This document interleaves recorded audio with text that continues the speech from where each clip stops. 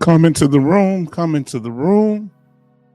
I am the H-Town vet, and I would like to welcome you to this live stream, a place where we will discuss a variety of benefits available to veterans, active duty members, and their dependents. Come into the room, family.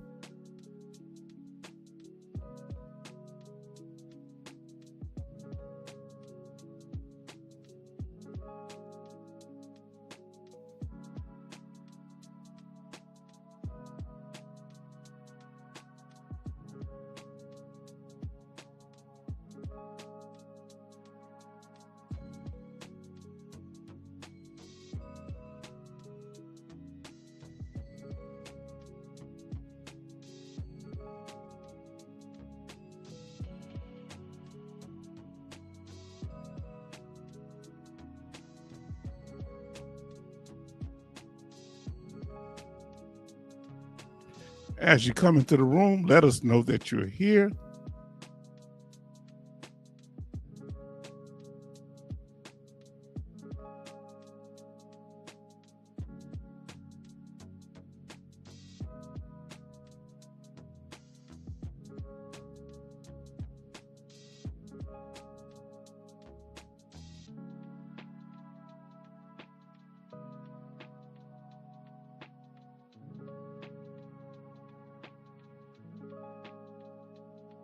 Come into the room, family. Let us know that you are here. Tonight, we're just going to do more talking than anything. I got a little information. Our sister Gwendolyn say the answer to the question. And the question is, my sister, what is the question? Absolutely not. What's that? What's the question? Oh, she's already answering the question. Family, the question for tonight, are all veterans created equal? Are all veterans treated equal? Come on, family. Tonight, if y'all would like to come up, you can talk. She said the topic. Yeah, I was like, what? You're ahead of the game, my sister. My sister say, absolutely not. You came in with so much energy. I'm like, what? Now, what's going on with this here? All right, now let me see, can I get this right? I'm trying to make it where. All right, now we got it. Come into the room, family. Family, come into the room. We're dealing with it. We just talking. Tell me what's been going on with you, my sister, and your car situation. Is the new car going good? Were you able to work it out with your insurance with the other car that got totaled? Did everything work out good? Let us know. How's the new car running? Let us know.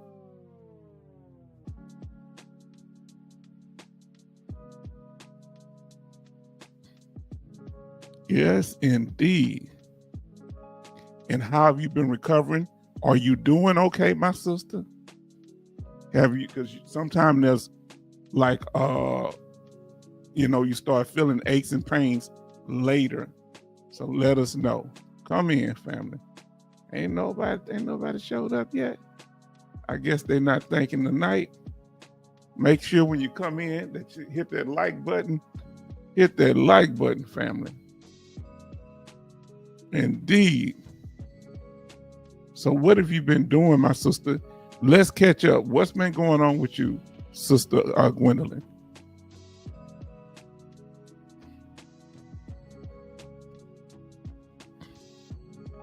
All right. Let me see my sister.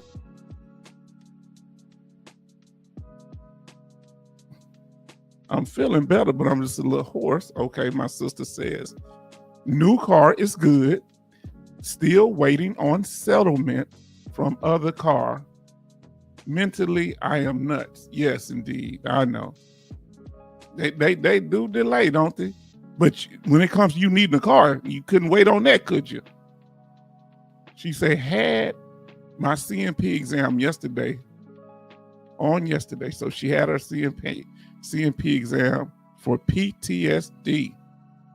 Oh, sister, you are talking good. So this is going to be, we just going to be conversing today, all right? And that's interesting. How do you think it went? Tell me was it by Skype? Or did you do telehealth? Or did you do it in person? Let us know. Let us know, my sister.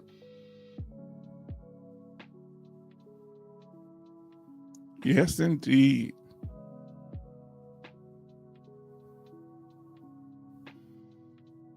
Let me see what I can pull up here. All right. Let us know. Because what we're doing, lately we've been talking about different things that's going on and what's happening. And give me a few moments.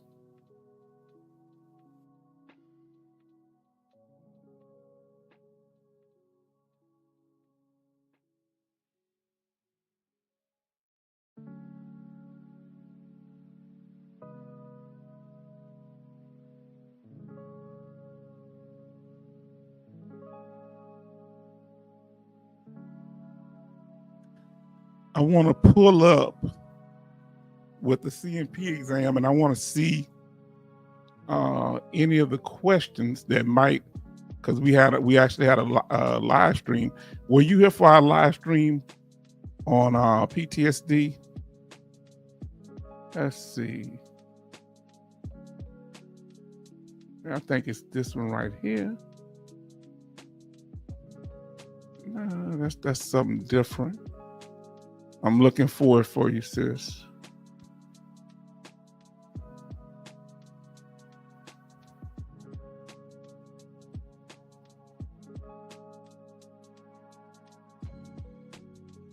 Okay. I wonder if it's this one. Let me see. I'm checking now.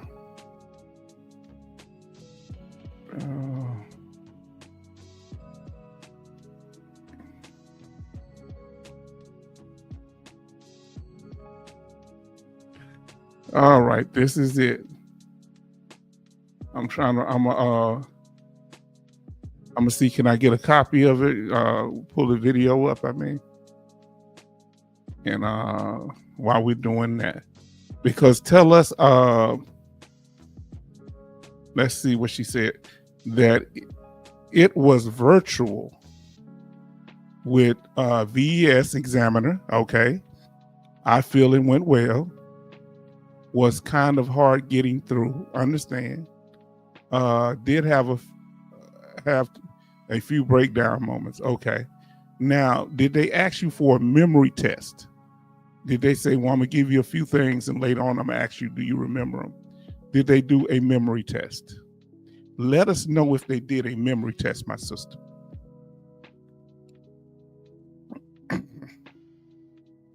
And as y'all come into the room, let us know that you're here. Family, I just did a little surprise. Y'all wasn't expecting. So no memory test. Okay. I'm going to ask you questions and I do it for a reason. Okay. Because this is one of my areas that I'm pretty specialty in is for it's helping veterans, because I'm 100% for PTSD. And over the years, I've learned some things. So that's what I'm asking. I'm asking you a few questions. Did the doctor ask you why you were there? Did they ask that question? Let us know. And as y'all come into the room, let us know you're here, because we want to hear from you. Any questions, concerns, or comments, even though we're going to actually be talking about just a few slides, some of the issues we discussed last time. And there's some things that I want to clear up and, go into more detail about.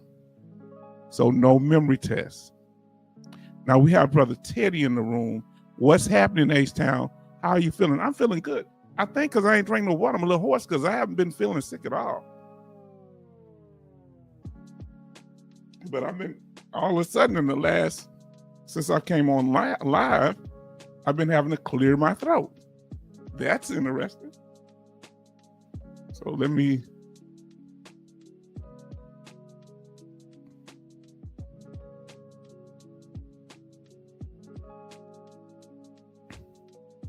Okay, sister. Now she said, "Now, sister, you'll be a real help if she asked me if I knew which exam I was about to have." And your response was to her what, sister? Now, sister, if y'all don't know, Sister Gwendolyn just had a CMP exam for mental health, PTSD in particular. So this is going to be a very significant, as long as, hopefully you can stay here a little while, sister, a very significant live stream because of the fact that she'll be able to, we can go not necessarily in detail of what she's going on, some of the things that she went through. So if you have a CMP exam, you'll understand more of how the questions are framed and the responses. Now,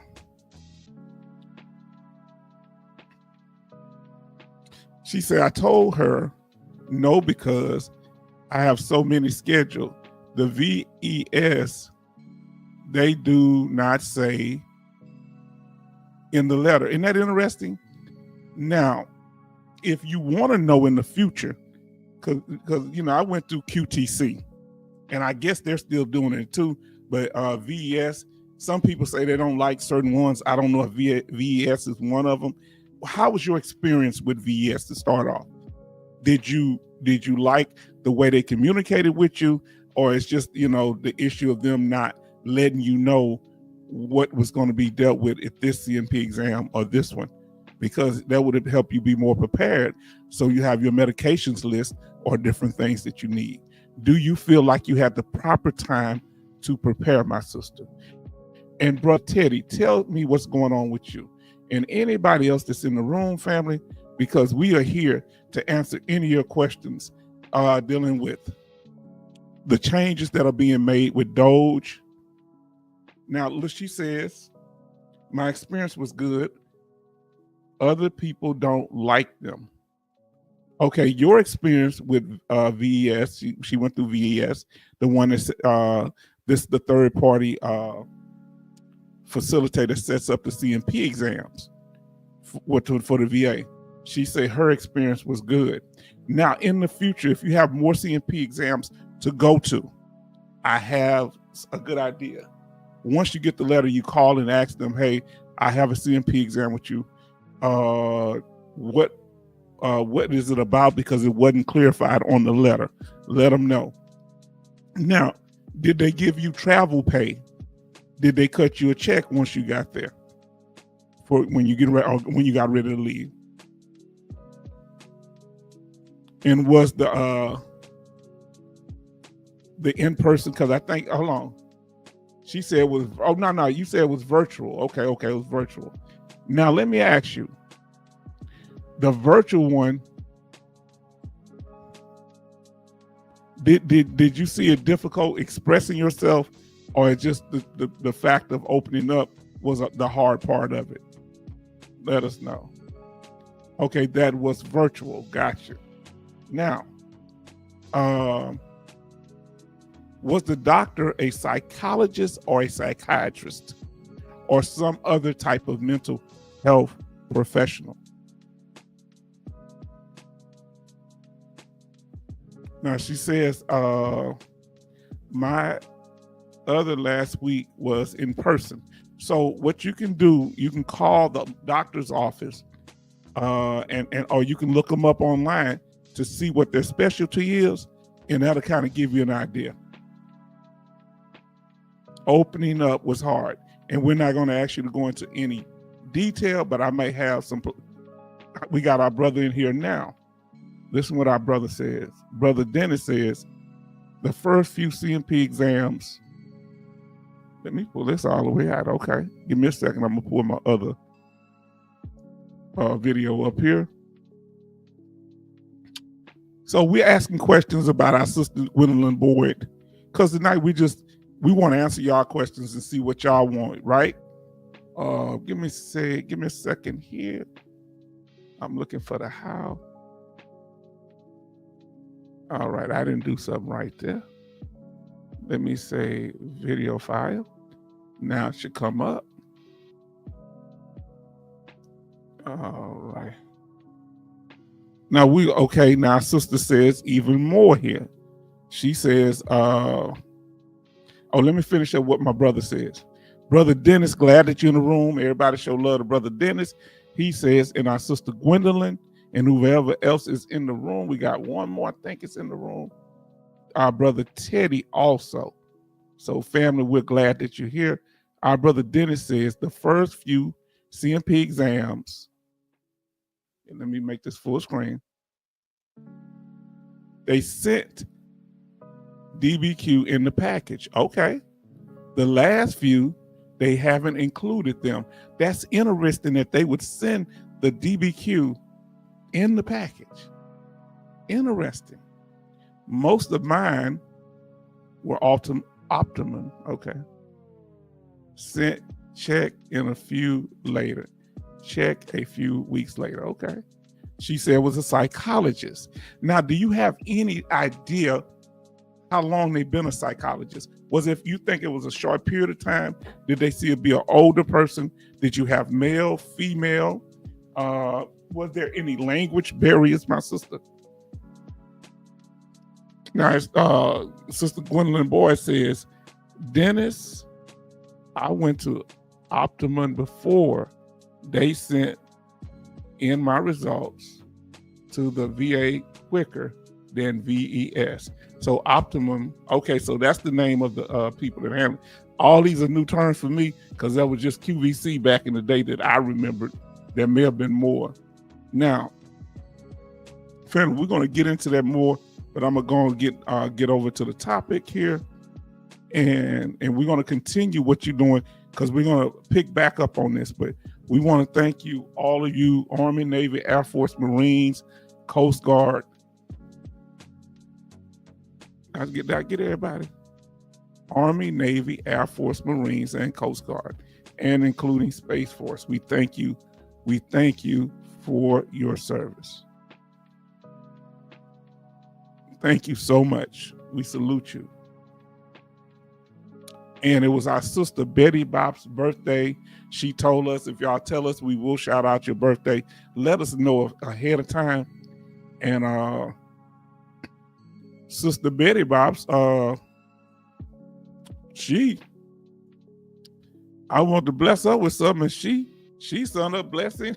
She cashed out to give to somebody.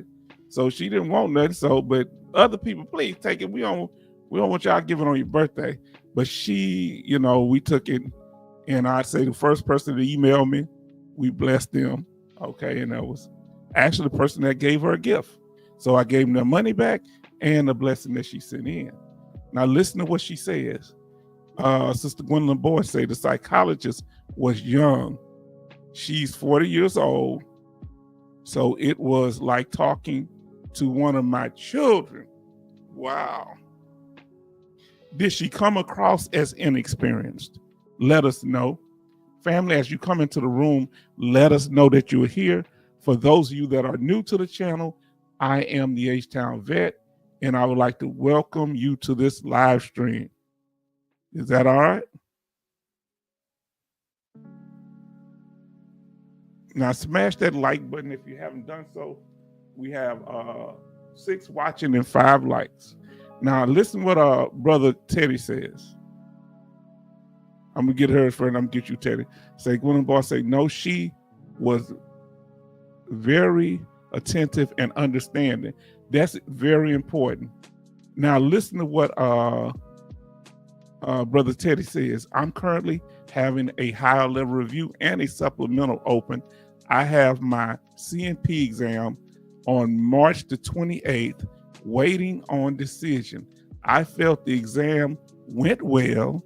The examiner even noticed shin splits and knee disability in my DBQ. What would he notice shin splints? How? Through the x-ray? Or because you can't, let me know how, because I don't know how to investigate for shin splints, how to examine for shin splints.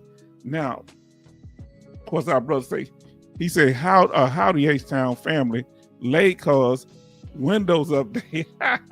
Sorry that, we coming on today, but we wanted a chance for y'all to communicate and talk. The last videos have been taking off. We have almost 300 on the one dealing with the video about the VA. Do you have rights? Your First and Fifth Amendment rights. Double Jeopardy. That one's taken off, and the one we did, the reaction video on Dougie Talk. Now, I hope that's a good sign. Now, here's the interesting thing about that, brother. And I want you to say that if you haven't smash that like button. Sometimes you can't tell. It'll seem like it go good in the CMP exam, and then it be something else. You understand what I'm saying? All right. For those that are new in the chat, know the rules. As you come up, if you want to chat, you're a new person, we'll definitely go over the rules with you, let you know the rules to chat. But if you want to sit back for now, that's cool too. But once you agree to the rules, that's good. Hate watchers are welcome, no problem.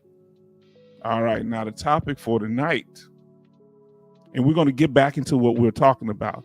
But when we had the reaction video on the interview that was done by Sean Ryan, where he interviewed the Secretary of the VA, Doug Collins, some interesting things came out, right? Now let's see what they got here. She said, H-Town, that's so true. It's like a smile in your face, then a stab in your back. Well, that's what we want to talk about now. How subtle people may not say things straight out, but their behavior will tell you everything you need to know. Everybody show love to our brother Charleston that came into the room. Show love to our brother Love that's in the room. Teddy says, she seen sin splints in my STRs. Okay. So they was reading it. That's good. Now, Love say hello, H-Town, Charleston, Gwendolyn, Dennis, and Teddy. Family, there's more people than I thought. And this is an off night, but who know, people start showing up. I want to catch night that sometimes people can't make other ones, and where we just talk, because I know I can go into a lot of information, and I want y'all to have time to talk freely. So what I'm gonna do is I'm gonna let y'all chat sometime, but I may not be able to read all the ones that's off topic. Okay, is that fair? Like when we're doing a major, putting out major information, try to stay on task. But if somebody come in here and need help them. Okay. That's no problem. Now listen to what Brother Charleston say. H-Town, did you get the email I sent about the Toxic Exposure PAC Act? I didn't look at my email yet. I've been moving. Let me see. When did you send it, my brother? I've been moving around, cutting grass, getting haircuts, grass and getting my hair cut. So let's see if it's gonna pop up. Yes, I see it right here. I see the Mortgage Rescue Program. And Sister Sherry said,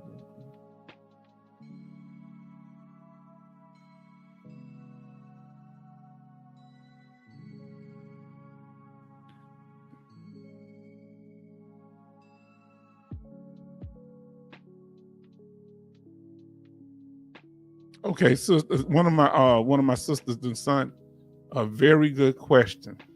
So let me answer her. So thank y'all for being here, family.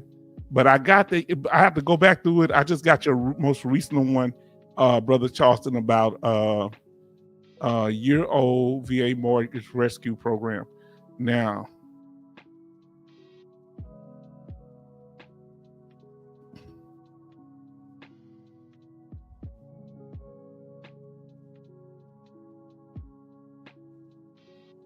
because somebody's asking me, they're saying, can you get the tax exemption on both houses? I just got something new from you here. Okay, our sister. Okay, yeah, I see it now, Brother Charleston. It just popped up. My email is janky.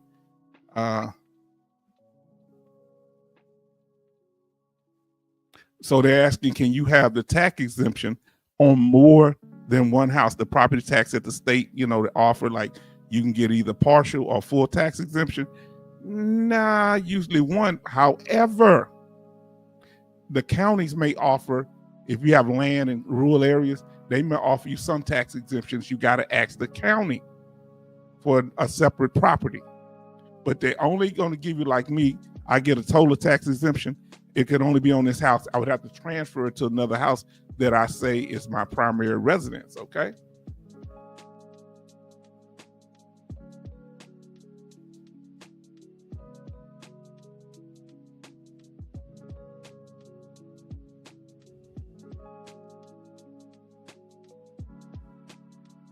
I'm going to answer a question in more detail. Now, let's see, Army. Ooh, man. They talking about cutting. Sister tell me, Sister Lasky Night, they talking about cutting the, what do you call it? I just got an email from her. They talking about cutting, come on, what is the name of it? Talking about cutting the Army by maybe, what did she say here? They may cut the Army force up to 90K. That's like like more than 1/5, 25% almost. Fair enough, H-Town. Now listen to what it say here. Now, I did have a CMP exam in November for depression. The doctor did note I should be diagnosed for PTSD, so that's the reason I had another one yesterday. Wow, another yesterday. So the examiner was looking out for me. Yes, indeed. Yes, indeed. I mean, I've never seen that before. That's something new. Say, one I sent two. Late was okay. Yes, I got them here. Let me see what this second. I just got the second one here. Okay, I see a link. Yes, I see for the one brother Charleston for toxic exposure. Yes, indeed. We might get a chance to go over that. Definitely so. We thank you for that. Yes, not the one for toxic exposure. Now, back to the question I want to ask y'all. The question is, are all veterans created equal? All right? Or all veterans treated equal when it comes to special forces, combat veterans, military officers, female veterans, and the other ones I call invisible veterans, like veterans that are firemen, veterans that are cooks, veterans that do things that are very necessary for the process, but are very seldom acknowledged. Chaplains, many times Black veterans in particular, they act like we just don't exist. Like it's the whole force is just one thing. Now, let us continue. We're just going over briefly what happened, then we're going to finish up our questions of what y'all talking about. Now, Doug Collins, the interview was very interesting. Got a lot of views on it. His interview with Ryan. You know, Ryan running around talking about he was a bad, like he was a bad A. I don't know if he necessarily said that, but he was coming across like that. And the key things that made me start thinking how veterans may see themselves without saying it. That's what I'm telling you. People may not say, I'm better than you, but they may act in ways that separate them from the group that they're supposed to be a part of. And specifically, we're talking about veterans now. When Doug Collins was referred to us as a bowel movement, I found that to be interesting.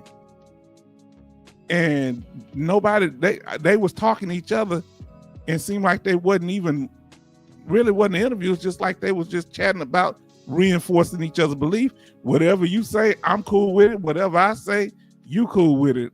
I don't know what that is. But the main thing that stood out to me when his titles that he used, Sean Ryan, CEO of Vigilance Elite. Interesting word. Former Navy SEAL, not current veteran, former Navy SEAL. Then former CIA contractor. And what's the message that's supposed to be sent by this? What are you saying? Okay, that's what he say. Non-combat grunts are the lowest rank. Yeah, I never thought about. Yeah, grunts, the infantry are treated real bad. They literally call the infantry, and I think in the Marines, jarheads. They got derogatory terms. Now, but when you flexing and doing all that, really is that going anywhere? No. Now, family. We ain't gonna have no Dougie talk, but we're gonna talk a little bit about Dougie. You know, vets are not victims. We got to be real careful. The next live stream, we're gonna go into detail because it's dangerous when he's speaking for veterans. He's saying veterans not victims. Veterans are not victims. My concern is that are you planning on victimizing veterans and then tell us we're not being victimized? Because that's an odd statement to make. No veterans will run around talking about they were victims. But he all of a sudden saying we're not victims. Well, do he plan on doing something to cut our benefits? That's what I'm wondering. Because you're all right with Sean Ryan having his 100%. You giggling and all that. And is that possible? Because he felt in awe. He may have felt in awe because he's a chaplain and he's around this big, tough special forces guy. You know, and we don't know if he got his benefits or not. He may have benefits. He's vague about that, but he want to cut other stuff. Now, here's my concern about him cutting jobs. And specifically, we're talking about the VA. And we're almost done with the slides. Okay, one, federal government, they can't get overtime. They only get comp time. So there's no overtime. So when you cut these jobs, the other people have to pick up the work, right?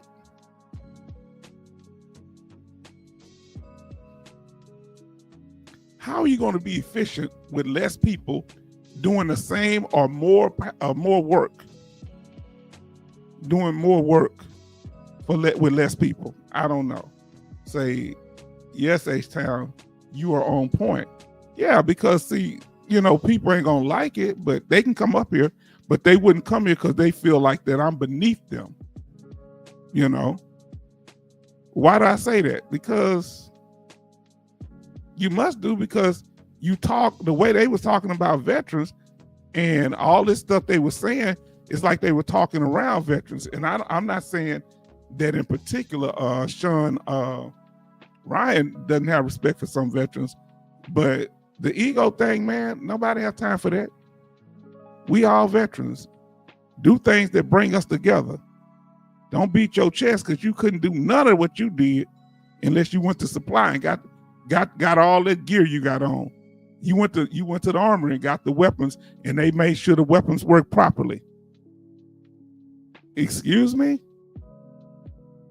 That you have support, air support, everything. You're not just out in an area by yourself all the time. And I think they use the fact that it's kind of secretly, it's a secret thing. I think that's what they do. You know, so then that's kind of how they separate themselves. Well, we veterans now. Why separate yourself? But I say be real careful when it comes to Doug Collins, because I'm very suspicious of his behavior. Now, let's get back to what we're talking about, the CMP exams for PTSD. Now, I'm going to ask you some questions based on our live stream that we had before, sister. Let me see. Can I get it? Hold on. Let me see. Is this it? Okay. This is it. Give me a second. I'm going to get to where, and I want to ask y'all some questions because I think, Brother Sitter, have you had your appointment yet? If you haven't had, Dennis, have you had your appointment yet on mental health? Let us know. And we're going over the one we did before.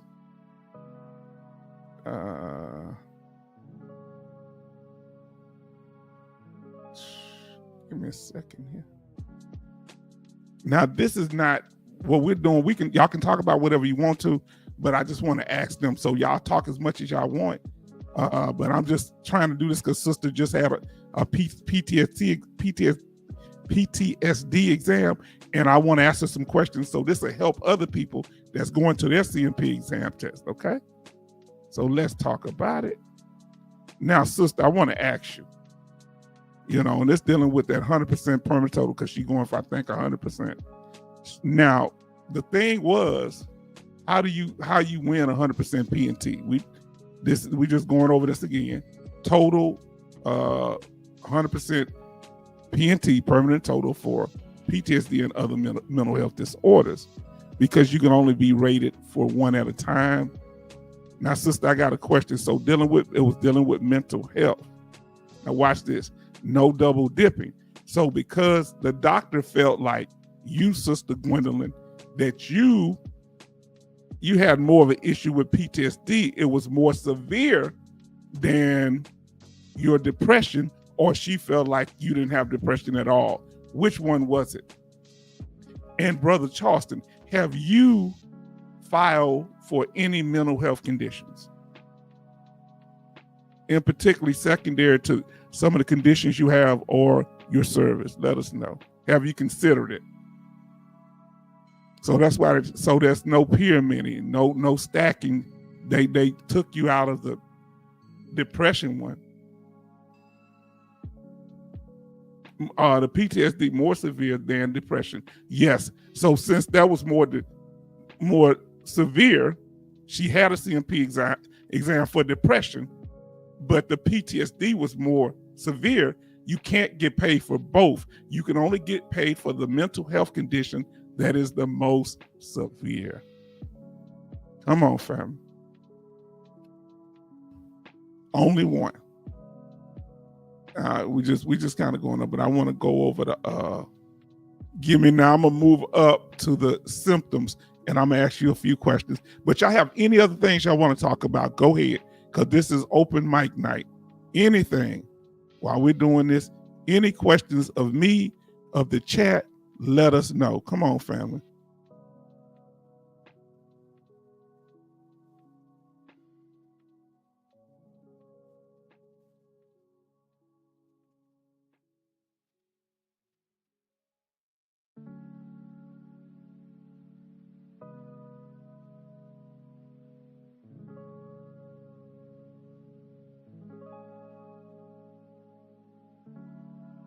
Okay, family. When you went in there, sister, and Dennis, if you hear, I hope you're paying attention. Now, did the doctor say whether they reviewed all your records? Any of your military records, your private medical records, your VA treatment records, and anything else? Did the doctor say whether or not they reviewed those? Or did that topic come up, Sister Gwendolyn?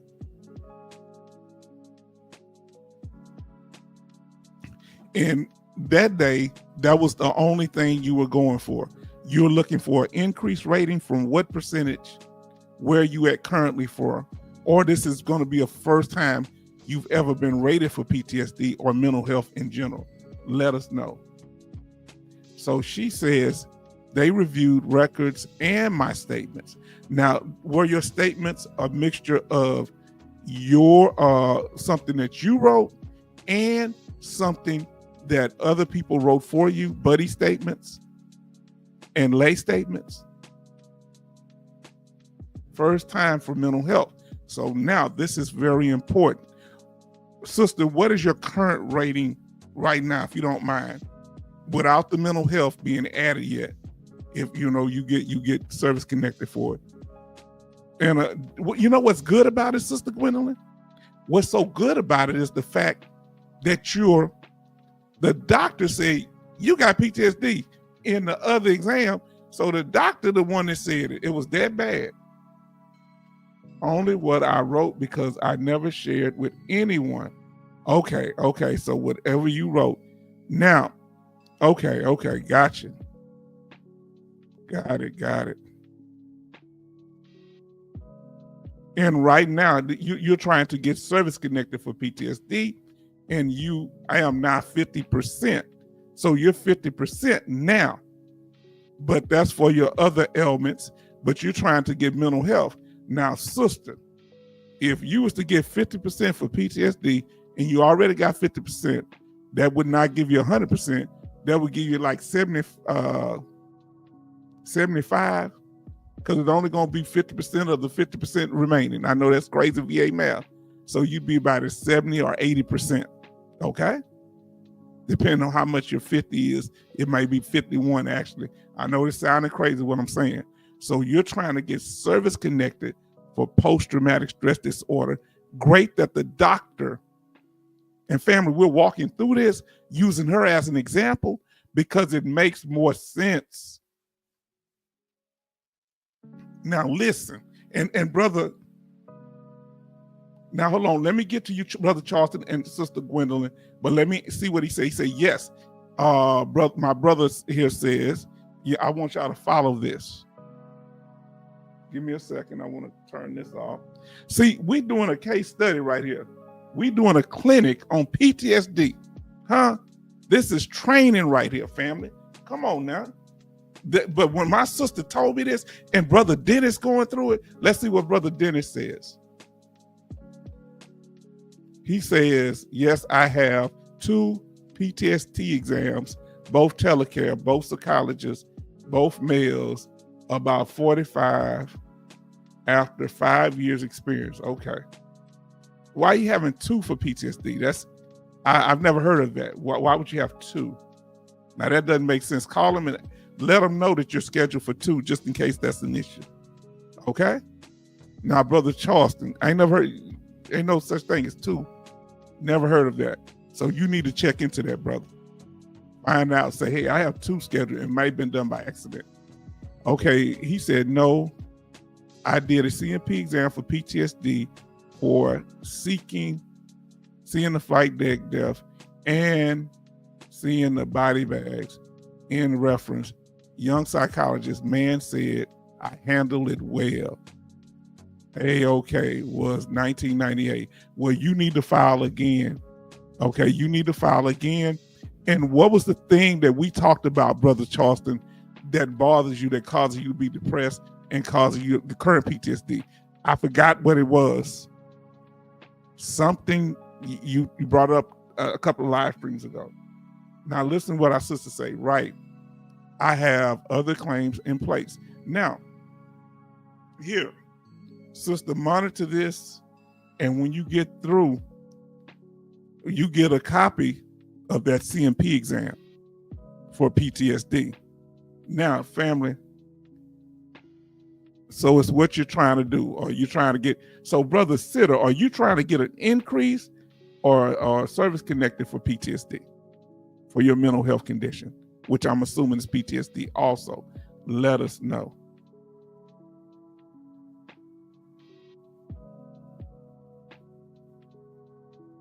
And Brother Charleston, check and see, because you have a condition. What is it, tinnitus? You have something, brother, that you can, that ringing in the ear that can cause depression, anxiety, and you might be able to file secondary, brother. All right. And what you need to do, he say, before the PTSD was a ship collision and my first shipmate, okay, 1978 flight deck was 1980. Are you getting treatment, any medication for mental health, even though you may not be diagnosed with PTSD? Are you currently diagnosed with PTSD? I know you went into the CMP exam, but when you went into that CMP exam for PTSD, were you diagnosed with PTSD back then? Are you currently, brother, diagnosed with PTSD? Is there a recognized illness for mental health, whether it's PTSD, depression, and are you receiving medication for a mental health condition? Well, you need to start getting on some meds. This is your job. I want you to do your homework for me. Your homework is to go get medications if you have trouble sleeping, for that, if you have any panic attack, anxiety attacks, depressive episodes, you need to get treatment, because that's going to be the evidence that you need. Go where you feel comfortable. If you feel comfortable going to the VA hospital in your area, go there. VA clinic, go there. I say that because when it comes to mental health, I don't know if it's changed, The VA like to be the ones that diagnose you with that. You can go to an outside doctor, but I think you want to make sure that diagnosis is at the VA. Because the VA always kind of funny about that. You know how it is about outside doctors, especially when it comes to mental health. So now, what they're doing for you, Sister Gwendolyn, oh, no, I didn't mean to do that. They're trying to see, one, diagnosed you because they wrongly diagnosed you with what? Depression. They had you going to a CMP exam for depression. Now they're trying to diagnose you with PTSD. This is a good thing. This is what the doctor's going to be doing right now when the paperwork that they're filling out after your examination. They're seeing if you're the doctor may diagnose you right there. It's good that you got into that CMP exam because it's hard to get in there without a diagnosis. But because the last doctor said that they feel you have PTSD, you don't need this depression one, this should be easier to get the diagnosis. Now the doctor that you just went to, the last one, they got to see if you have a nexus, a connection between your injury and your military service, or whatever condition you have in your military service.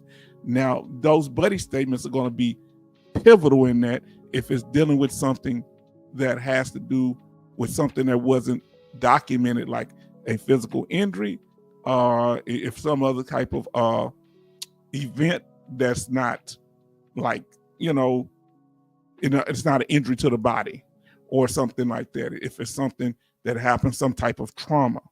All right. Now, the last thing, if they give you, if that doctor says, yes, they have PTSD, Sister Gwendolyn has PTSD. Our sister Betty Bobs, thank you for being in here. Thank you so much, my sister. If they say you do have PTSD, the only thing that doctor needs to do after that is main thing is measure your severity level based on how it's affecting you occupationally and socially. The fact that you didn't even get anybody else to fill out buddy statements shows isolation in itself. Did you hear me? So how does it affect your ability to work and function in daily life? This PTSD. Now, so Brother Charleston, your job is to get on some medications. This is going to show a track record. Do whatever therapy. If you rather talk to a doctor over the phone, do so. This tank teeth pop in my mouth. Look, our brother Love is in the house. Our brother Love is in the house. Now Gwendolyn say, I am taking 2 meds. Now listen to this, Brother Charleston, because this is how I had to learn it. I am taking 2 meds, reported having anxiety, can't sleep, bad dreams, and other stuff. So Brother Charleston, you may need medicine for sleep if you have trouble sleeping, for anxiety, and if you got anger problems, you're gonna need something for that too. Family, we in here, we doing it. Now Betty Bob say, H-Town, hope you are having a good day. It's better since you here. All of y'all made me feel better. Good evening, Charleston Zimmerman, and good evening, Gwendolyn Boyd. And we're just talking tonight. Sister Gwendolyn had her mental health exam, and so we're kind of using her exam as an example of how to get. She had an exam for PTSD. She originally had went to one for depression, but that doctor in that CMP exam said, nah, you don't need this one. They need to reschedule you one for PTSD. That's great. One doctor said it, and that's going to look good when it comes to that. Did you get to mention that? Hey, another doctor, I was doing it for depression, but they sent me to this CMP exam for you. Did you tell the current doctor that you first had an exam for depression? Did you, Sister Gwendolyn, let us know. Now, Betty Bob say, hello, Dennis Sitter. Love say, hello, Betty Bobs. Then Brother Charleston says, Charleston Zimmerman, Betty Bob shipmate, I am trying to explain to H-Town about about Navy shipboard life and PTSD. If you saw somebody lose their lives, they just treat y'all like y'all Tonka toys, like y'all supposed to suck everything up. It's too much dangerous stuff. I don't know if I could be on no ship. It's all kind of stuff happening, and they expect y'all to just act like it's all right. Nobody sent you when that person lost their life. Did they send you to the psychologist on the ship? Did y'all have a psychologist on your ship, a mental health person on your ship, not just a regular medical doctor? Let us know, because that's amazing. And Betty Bob says hello. Now, and Sister Gwendolyn says, and I meet with a VA therapist weekly. So you have you have this thing, Brother Charleston, to start getting your mental health stuff together. Medication for anxiety, depression, whatever you need it for, and sleep, right? If you need something for anger management, and then you need to take, if you have anger problems, depression problems, trying to cope with your anxiety, that way you can get diagnosed at the hospital, and then you can use that to file the claim to show service connection. Come on, family. But if you go in there and don't have it, they usually just deny you quick. But we are in a better place now, brother, filing claims. And you got H-Town Vet here to help you. Family, our subscribers went up by 25 in the last week and a half or so. Y'all, we doing good. We got 1,775 subscribers on our way to 2,000.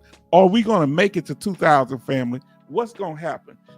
Are we going to make it to 2,000, or is the H-Town Vet going to have some kind of scandal where he got to come up here like Jimmy Swaggart and say, I've sinned against God? Am I going to have to make some confessions? Come on now. So right now, the one we did on how the military retirement and other things are affected, that's almost at, and that's been 5 days ago, that's at 282. And we're talking about, we had 150 since yesterday. I don't know, sometimes they just catch on like that. And if you've been doing it, now let me tell you, brother, if you've been doing any drinking, Brother Charleston, that's self-medicated, let them know. Then Betty Bob say, that's great. And then Betty Bob say, ship, mate, you are right. Talk about it.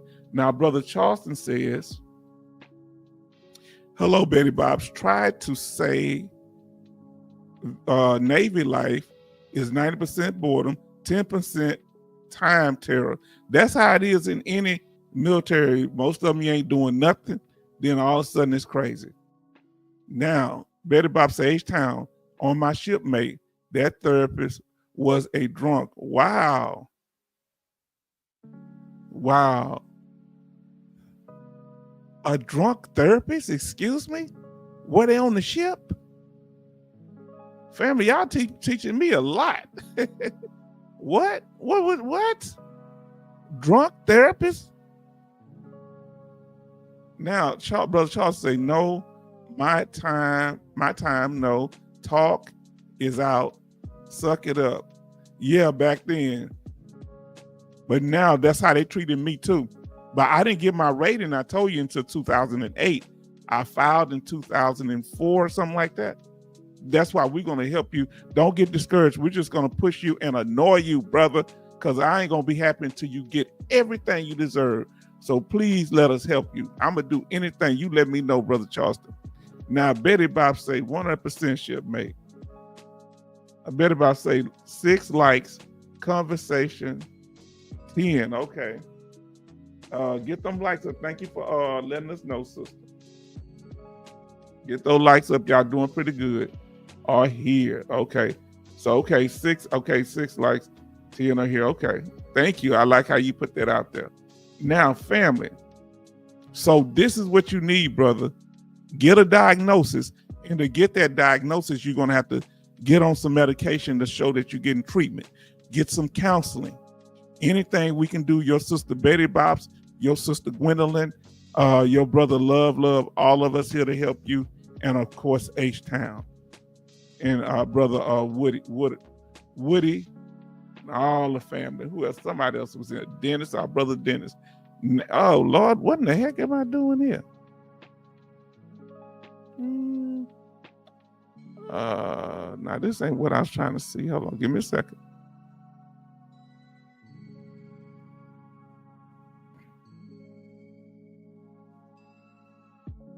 I want to ask you, if you still here, Sister Gwendolyn, I got some questions for you in that exam room. Sister Gwendolyn, when you did it by by video, but I want to ask you some questions.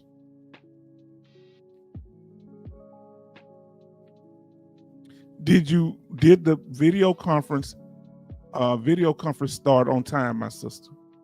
Let us know. Were you present? Did it have to be rescheduled, or everything, you weren't late and you was there when you were supposed to be? Let us know. Did y'all have any problem hooking up with technology? And I know when you went in there, you didn't ask them about no money, right? Sister Gwendolyn, did you ask them? I said, I'm here for some money. and remember, when you go in there, Brother Dennis, do not self-diagnose. Oh, I think I have PTSD, and just tell them how many panic attacks you have. Tell them about the trauma. Let the doctors diagnose you. You hear what I said? And we're doing this because our sister, we went over this before, but we're doing this because of our sister. And I just went to a CMP exam. If you go in there, Brother Dennis, don't have no whole bunch of paperwork. All right? Keep the paperwork to a minimum. All right?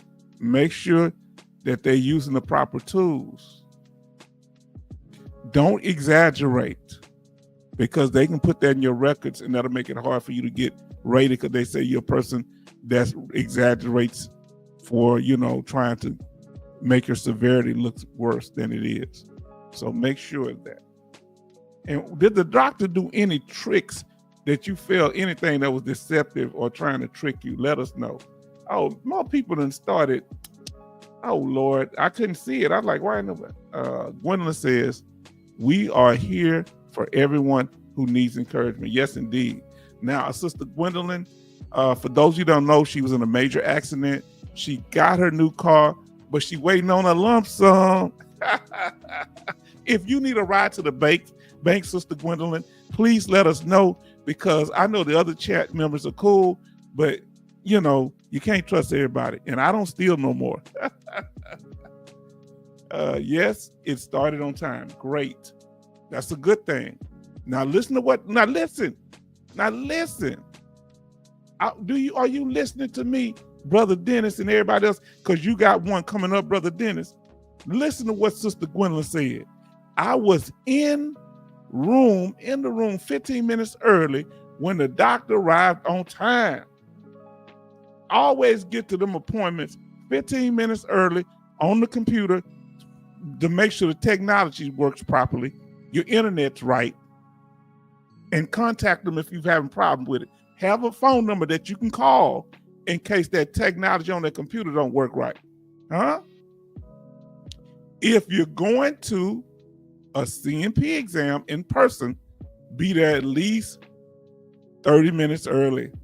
If you got to sit outside and relax a few minutes, get up in there at least 30 minutes early, so they going to have you filling out paperwork, doing stuff, so they need time. Don't get there right on the dot. If you need somebody to take you, have somebody take you if it's stressful. Now, listen to Betty Bob. She said, I was diagnosed in 1999 as bipolar. Now, that's a mental health condition. So every sentence in my medical report starts with she is age, she is bipolar. That is on my paperwork from every clinic. They let them know. Watch how they come at you, because it's on and popping. They let them know about our mental health conditions. Now, because they're not always visible by looking at us. Sister Gwendolyn says, I told her how it makes me sad that so many military members have kept quiet because of fear, or just don't know there is help. And hopefully you may be able to reach some of them and help them. Direct them to the channel. Give them, if they don't want to come here, give them the information, Sister Gwendolyn, that can help them, that helped you through the process. Okay, sis? Betty Bob say, Gwendolyn Boyd, did you go to Big AI about that car accident? Big Al. And sister, she said, waiting on a lump sum, they need to break that check. Now, Betty Bob say, H-Town, I find it very insulting. What's that? Let me see what you said.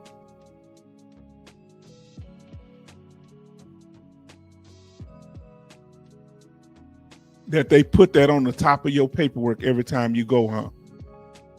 That's not cool, yeah. They do that on us. I find it insulting too. Now, I think our brother is talking to you specifically. So I may let y'all just chat on that. You know, respecting y'all privacy, unless y'all want me to put it up on the board. When y'all put it, I'm going to let y'all do it.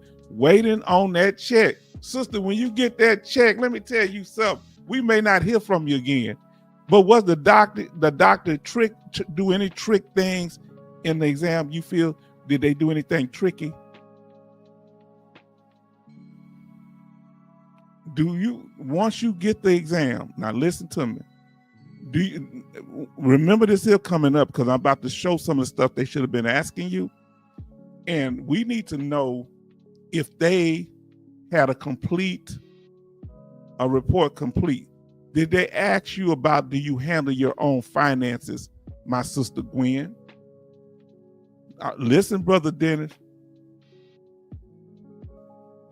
Did they ask you who handles your money?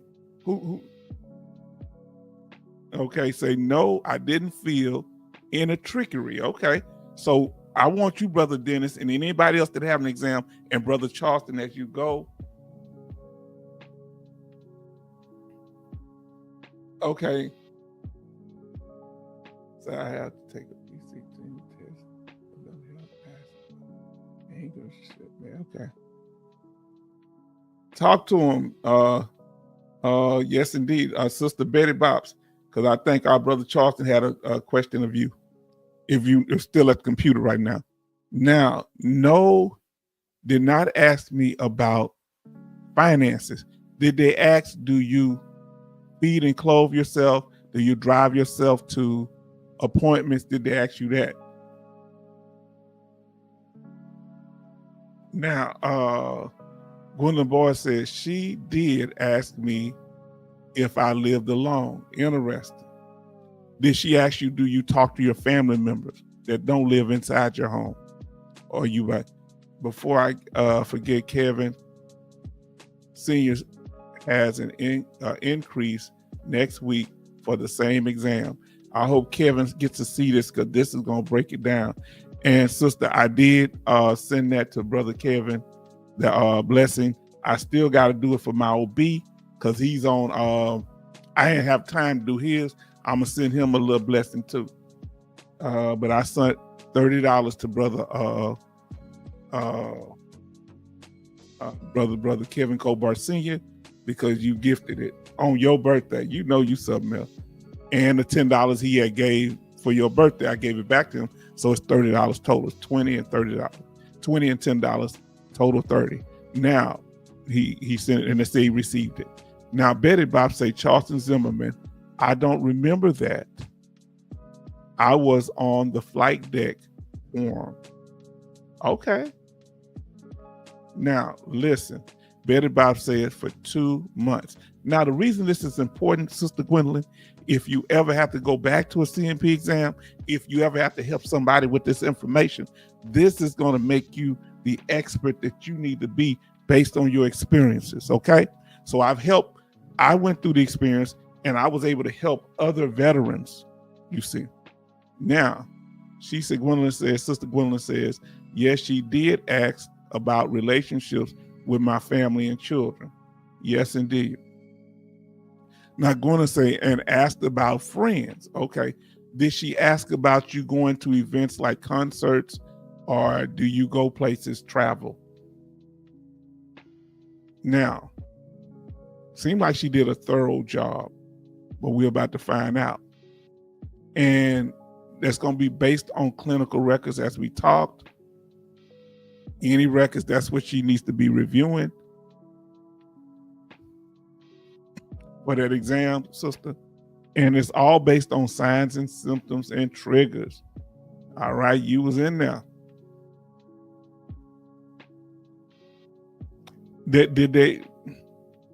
Did she ever ask, did you have good days and bad days, Sister Gwendolyn? Did they ever ask, did you, dealing with your PTSD? I know it's depression on the screen, but dealing with your mental health condition, do you have, some days worse than others? Or how did they go about that? Or if you have worse days than others, let us know. Now, Gwyneth say, asked about what I enjoy doing, and I do still do those things. What things? What did you tell her when she asked that? What you enjoy doing? And do I still do those things? How let us know how you respond.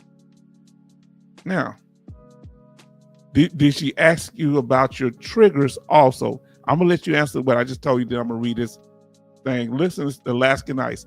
Alaskan Ice, we're kind of going over how you doing, our sister. Everybody show love to Alaskan Ice. She says, hello, everyone. We're just talking in general tonight, my sister. And so our sister, Gwendolyn, just went to her CMP exam for PTSD, and we're talking through it and using the information that we covered about a couple of weeks ago on PTSD to help brother Sitter and brother Kevin, who's going to a mental health exam for PTSD coming up. So I'm questioning her in a way so that would help them do better, okay? Now, brother, okay, say, oh, that's personal, I'm sorry. Whenever y'all put it, I'm gonna not read it. I'm gonna keep it between y'all. I'm so sorry. I didn't see the ed button. I'm sorry, brother. If y'all put it, I'm gonna start respecting that unless y'all want me to share it as the group. I'm gonna let y'all communicate, and I'm not gonna put it up on the screen. So I do apologize, brother Charleston. Now, Betty Bob say, H-Town, I could not take the medication. I had seizures. Well, you need to let them know that. Did you let them know that?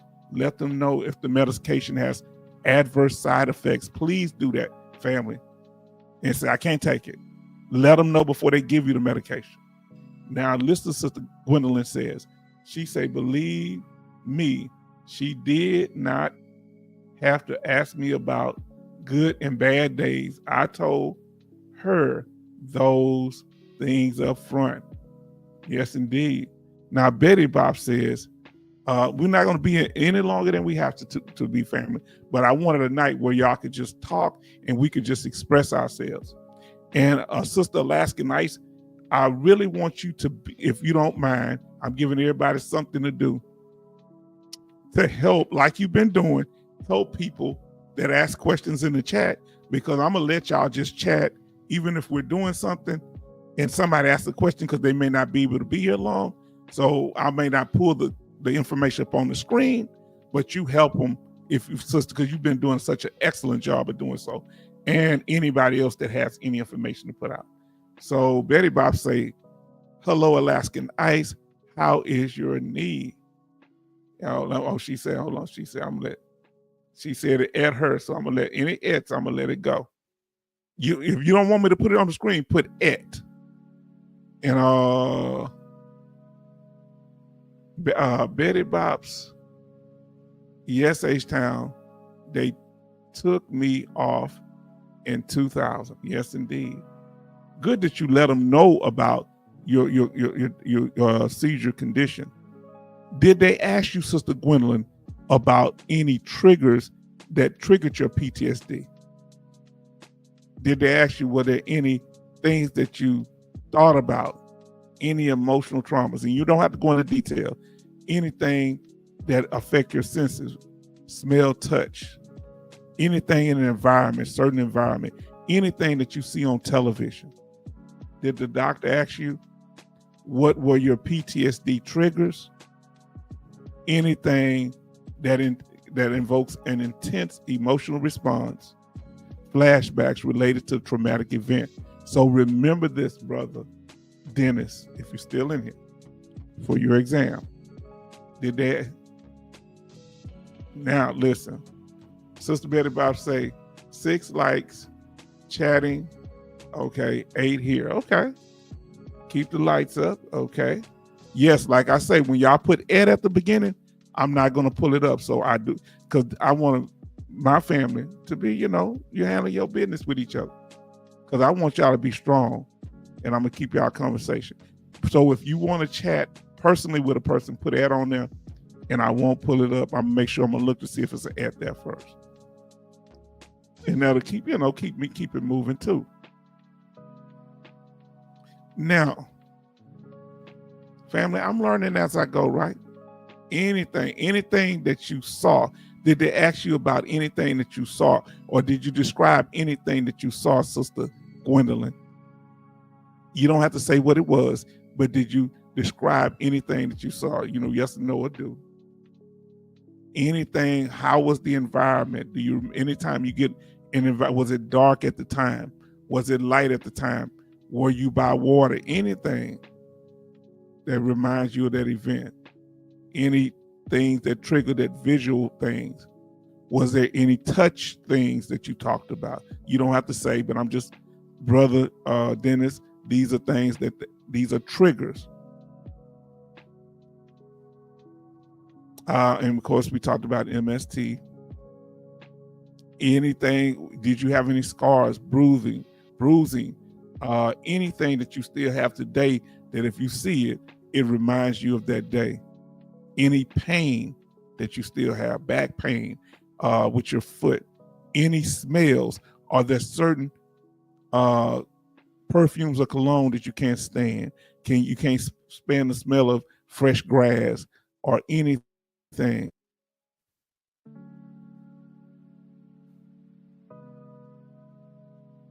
Me is burnt chicken. As a desert storm, burnt chicken is a trigger to me. But these are the things that you need to be expressing with them. Like we said, colognes. Now she say it hurts. Yes, indeed. Yes, indeed. If you're still having pain, listen, family. If you're still having physical pain, let's say you experience MST in particular, or you got PTSD because you were thrown off a vehicle and it was an explosion and you got physical pain. Well, that's all connected. You need to get ready for that secondary injury on your leg. Come on now. Oh, Lord, man, but we talking. Now, Sister Gwendolyn says,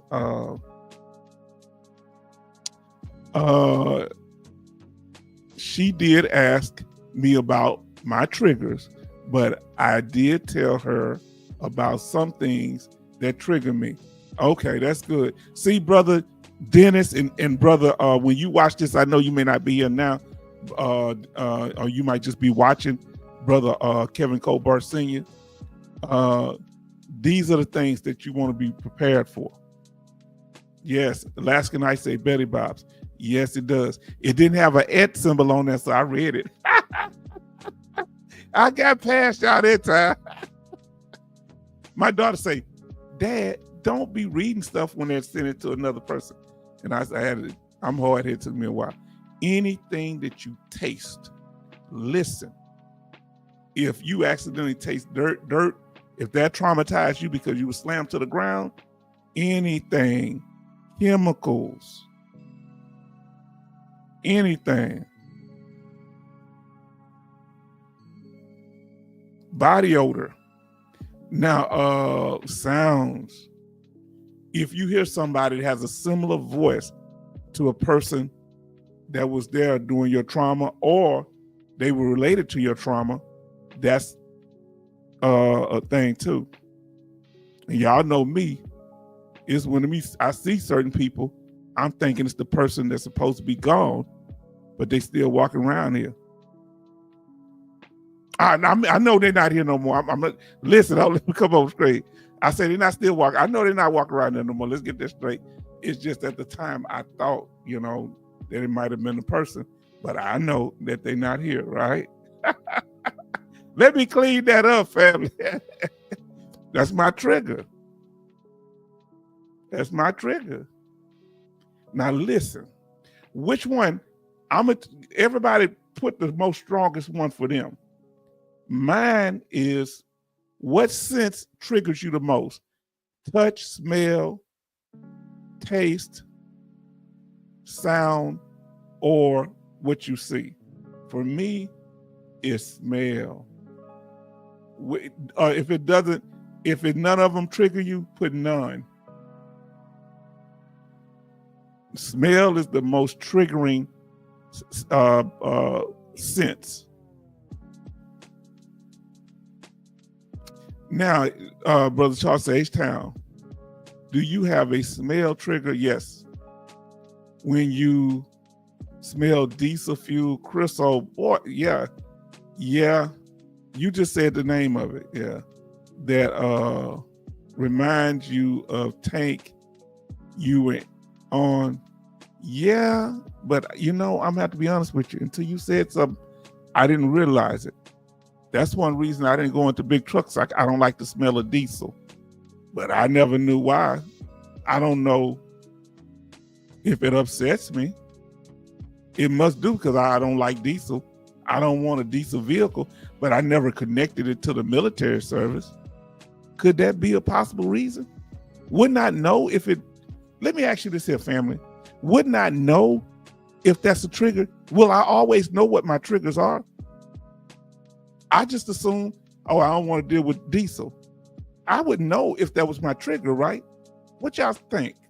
So for H-Town, smell is a trigger. Great question.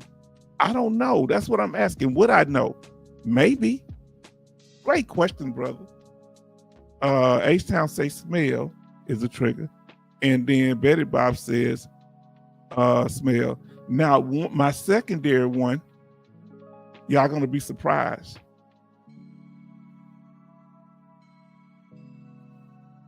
It's touch. I don't like nobody just walking up behind me and touching me because I'm thinking about they about to take me out.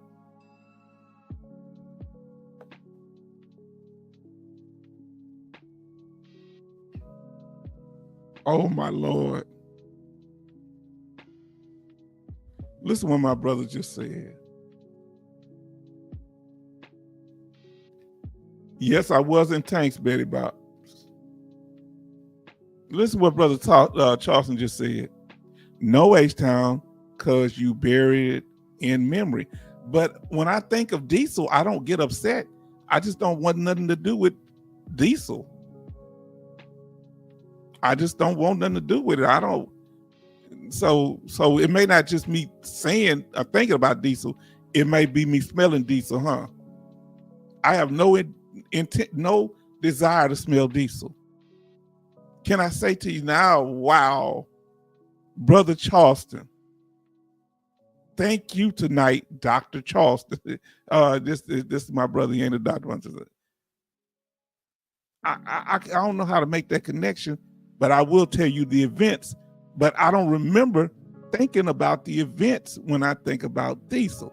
Well, oh, y'all just making my life more complicated. Oh, Lord. Look,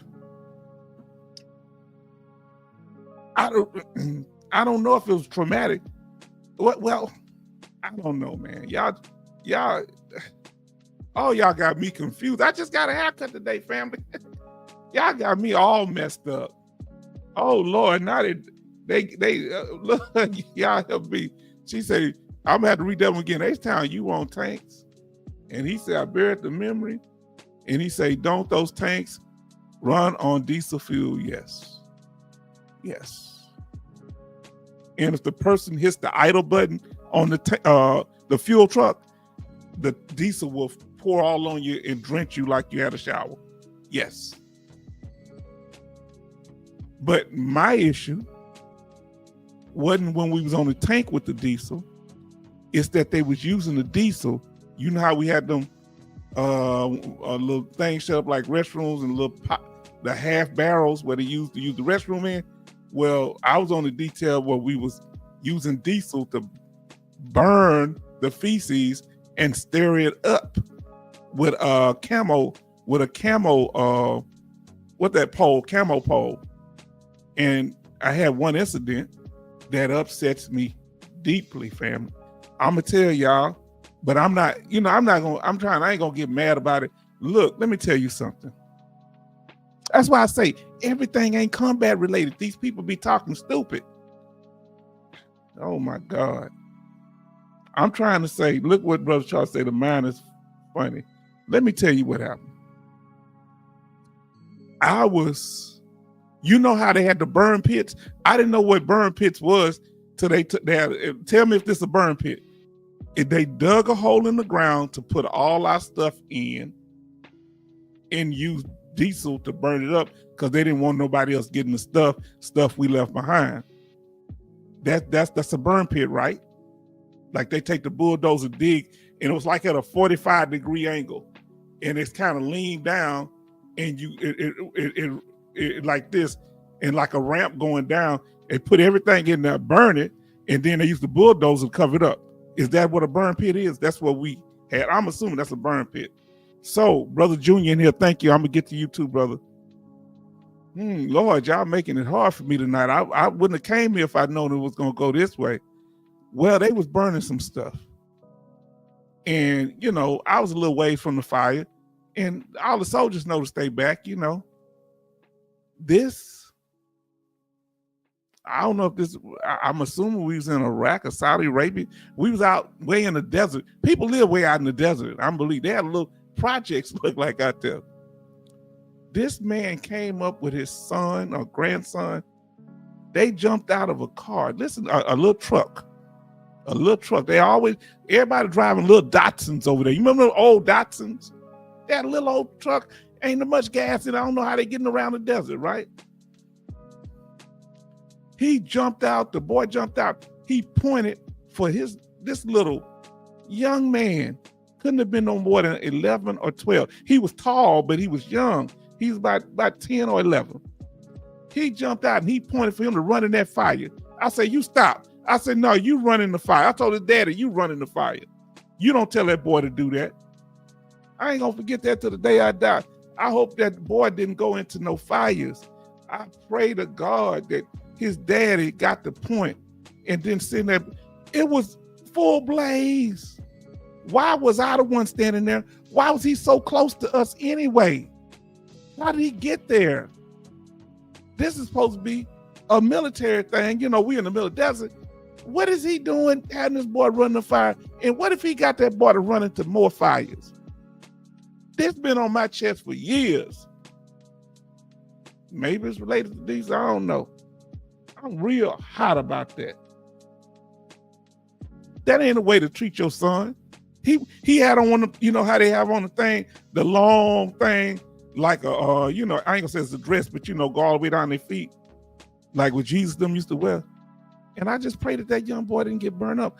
I saved his life that day, but I was mad. And the daddy was just grinning. Hey, nothing. You go in there. Send that little boy in there. I don't like nobody mistreating no children. Or children, for those who don't know what I'm talking about. Now, Junior say, hello, H-Town, and hello, fellow vets. It's good to be back. Brother Charleston, everything has been going wonderful. Look at our last videos that we had, my brother. The trolls have been begging me to come back. I told them, I ain't told them yet, but I'm telling them here. I told them on the last live stream, they gonna have to put a little money in the pot that pay pittance. All right, you understand? And then we'll give you, we'll talk to you, write something up why you should come back, then bring you bring you to the family. We'll check out for a while. I'm not gonna humiliate nobody, but I don't want everybody. I'm protective over my H-Town family. Huh? Now, listen to what Betty Bob said. I mean, not Betty Bob's, Charleston. Oh, he's talking about it. But if you don't put "et," now, if y'all want to talk privately, you got to put "et" in front of it. If not, I'm going to read it, or you just tell me you don't want me to read it.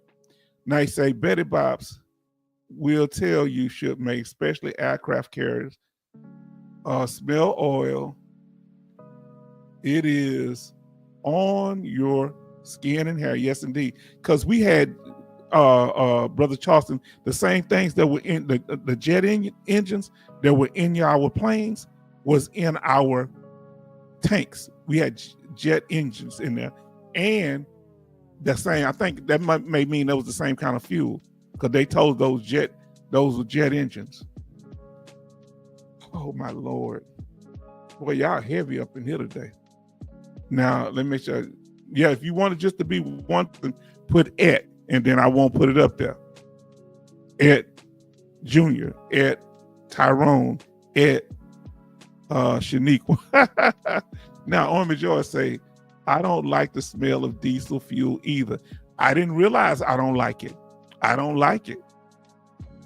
I don't want no diesel vehicle. H-Town, AutoZone, non-commissioned officer. I was lucky I didn't have to pour or steer that up. Yeah. Had to steer that stuff up, man. I was the leader of the detail. I was in charge. I had people in my squad do it, but still no good. Yes, indeed. Okay, when y'all do it, okay. Let me know if y'all want me, if y'all do it saying hi. I'll put it on there, but I ain't gonna put it. If y'all saying hi to them, do y'all want me to put it up here? But any conversation I won't, let me know. I'm not gonna put it up there until y'all tell me. And Army George say hi. Army George say they also pour a bunch of used motor oil down and let the sun bake it so the helicopters could land. Wow, that is a chemical hazard. Now, do you remember that H-Town? Don't remember that. I saw one of the smaller helicopters. Is that the Apache, where it's just one person in there? I saw one stop when we was riding our tanks, and he was sitting in front of it, like with his, his pilot helmet, and he was either eating on something or just sitting there in the sand. And I was wondering, was he okay? I wanted to ask him, hey, you need something? But we were just driving by. We couldn't stop, But he didn't say nothing. He was just a young pilot just there, I guess he was resting. Now, Love say, hello, Army George. Now, listen to what our sister says, Gwendolyn. Does everyone know about Operation Red Wings Foundation, based out of Huntsville, Texas? No. Tell us about it, sister. Now, y'all look this up. Oh, our brother Harold J, USMC, is in the room. Family, we just chopping it up a little bit. Now, listen to what she says. Sister Gwendolyn Boyd says, I'm going to read it again. Does everybody know about Operation Red Wings Foundation, based out of Huntsville, Texas? I think I may have heard of it. Is one of the people leading, is it a woman, a black woman veteran that's part of the leader of that? Let me know. Because I remember a woman talking, I don't know if the Red Wing, and tell us what it's about. Now listen what she says. She say they offer PTSD treatment for veteran spouses and family, all expenses paid, travel and lodging. But you think I would qualify if I'm already 100%? You think I would qualify for Gwendolyn? Because some of the veterans that went to the mental health thing, they liked the program. They had one, I don't know if that's it. They had one you could go to. And for people that don't know, if you're trying to get your benefits, if you go to them inpatient treatment or outpatient treatment, that helps you get your what do you call it? Your benefits too. But you're going there for the treatment also, not just for benefits. Now, Harold J, USMC says, evening family, H-Town, we almost had it. Lost it by 2. The Houston Cougars lost by 2. They still did that thing though, didn't they? Betty Bops, hello, Harold J, USMC. Betty Bops say, Gwendolyn, no, I did not know about that. Let us know if you knew about it. And then going to say yes, anyone qualifies. Only requirement is being a vet. I like to go there. I'm gonna see him. My daughter dependent. I'm gonna see can she go with me. I love my daughter. My daughter and my both my daughters just been so good to me. I get on their nerves. They get on my nerves sometimes too. They talking about coming on tomorrow. I don't feel like cooking nothing. I'm gonna grill that chicken, some steaks, baked potatoes, and some vegetables, and they better eat that all weekend. I ain't trying to do all that. I've been living off of on a light diet over here. I've been eating out and been eating healthy. I go to Panera Bread. Do y'all think Panera Bread is a healthy place to eat? Now, Gwendolyn Boyd says, I am attending the female treatment November the 12th through the 17th. Oh, now that's good. For those of you that didn't know about it, you hear our sister? Do y'all know of any other treatment programs? Now, listen, Harold J. USMC says 65 to 63, they were leading the whole game and just lost at the end. You remember that's how Hakeem Elijah won. They were doing good and lost the game. Very good. Now, back when he was in at U of H, they still deserve a lot of respect. Betty Bob say, thanks, Gwendolyn Boyd. Then Gwendolyn Boyd say, it's a retreat. Now, when you say a retreat, will you be out in nature? Do you have to pay for your own food? How does it play? You have to pay anything? Thank you said it was free, but let us know.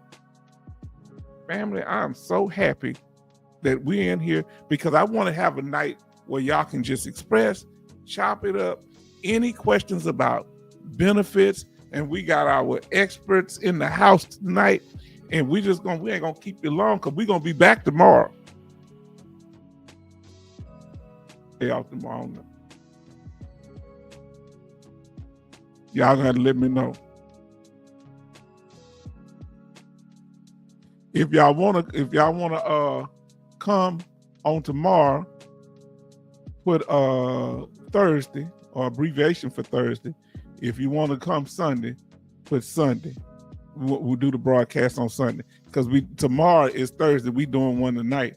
So let us know what y'all be honest, because y'all been very honest with me about it. Because we gonna go with what y'all say. I guess you could put a 1 for or you can put a Sunday or Thursday. You can put a TH for Thursday and a SU for Sunday or something like that. Yes, indeed. Now listen what she said. All expenses taken care of, travel and lodging. Wow, you did tell me that. Now that's good. I'm be sitting there eating, telling them all my problem. Huh? I'm gonna say, what my sister Gwen at? They say she over there. Sister Gwen over there in the women's retreat over there. I hope they food ain't better than our food. So brother say he want to come Thursday. Let us know. Family, I need y'all feedback. When do y'all want to do the live? Y'all want to do one tomorrow, put TH for Thursday. If you want to do it Sunday, and keep going. And we're going to tally the numbers up. Betty Bob say Sunday, H-Town, I don't want to get sick again. Okay. Sunday. Okay, come on, keep going. We got Thursday, we got a Sunday. Keep letting us know. If you want to do Thursday, put TH. If you want to do Sunday, we're gonna go by what. And sister, if the vote, I'll vote you. You just stay and rest, and you can watch it on the replay. You know she don't want to watch nothing on no replay, but watch on the replay. The doctor's order: stay at home and get better. Now, Army George said Thursday. Brother Charleston said Thursday. Betty Bob say Sunday. Come on, family, let us know. Let us know, family. Which one do you want?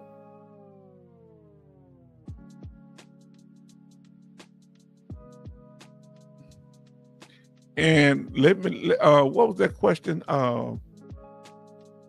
Let's see.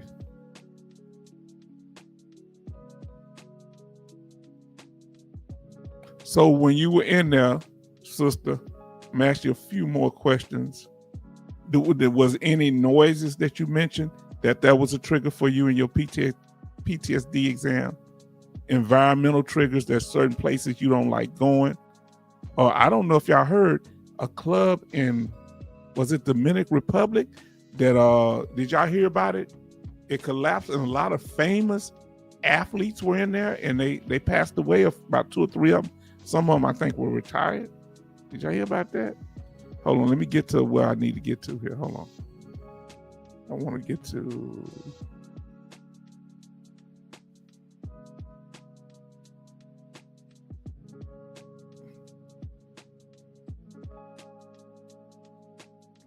Give me a second.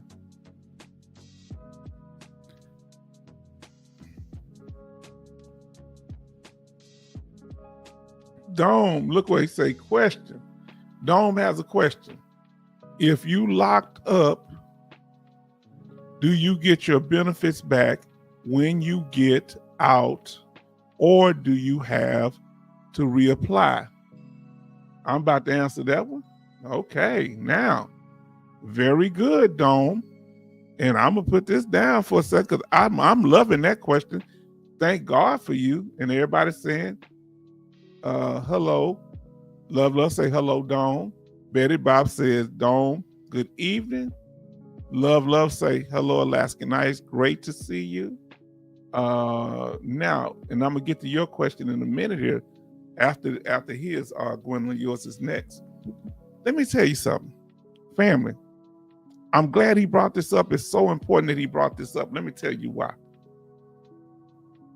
If you are locked up, we talked about this. I want you to follow what I'm saying, Don, because you may not have been here when we talked about this, but we're going to keep saying this. You don't, let's say you have VA compensation, but we're going to talk about retirement too now. But let's say you have VA compensation and you get tickets and you locked up for 100 days or 50 days or 65 days. It don't matter. It could be 5 days. If it's not for a felony, you're okay. If you get locked up for a felony for 61 days, once it passed the 60 days to 61 for a felony, you will, if you have a rating between 20% and 100%, they're going to only pay you at the 10% rate, unless you have dependents and you transfer it over to your spouse where they can take care of your kids and all your benefits handled that way. You get me? You do an apportionment where it goes to them. Even if you get part of it, it's like, well, just give them the whole thing and they can just put money on your books. Now he asked the other part of it. Well, what if I don't have any dependents or I don't have 100%? They reduce me down to that 10%. Well, let me put it like this. If you 10%, if your rating is nothing but 10%, I ain't gonna say nothing, but if it's just 10%, they're gonna pay you half of that amount. We ain't gonna say 5%. They're just gonna pay you half of the money you get every month. All right? Now, what about when you get out, Dome? It has to be reinstated. So let's say you had 100% or 90%. It has to be reinstated once you get out. So you got to go to an exam. Guess what?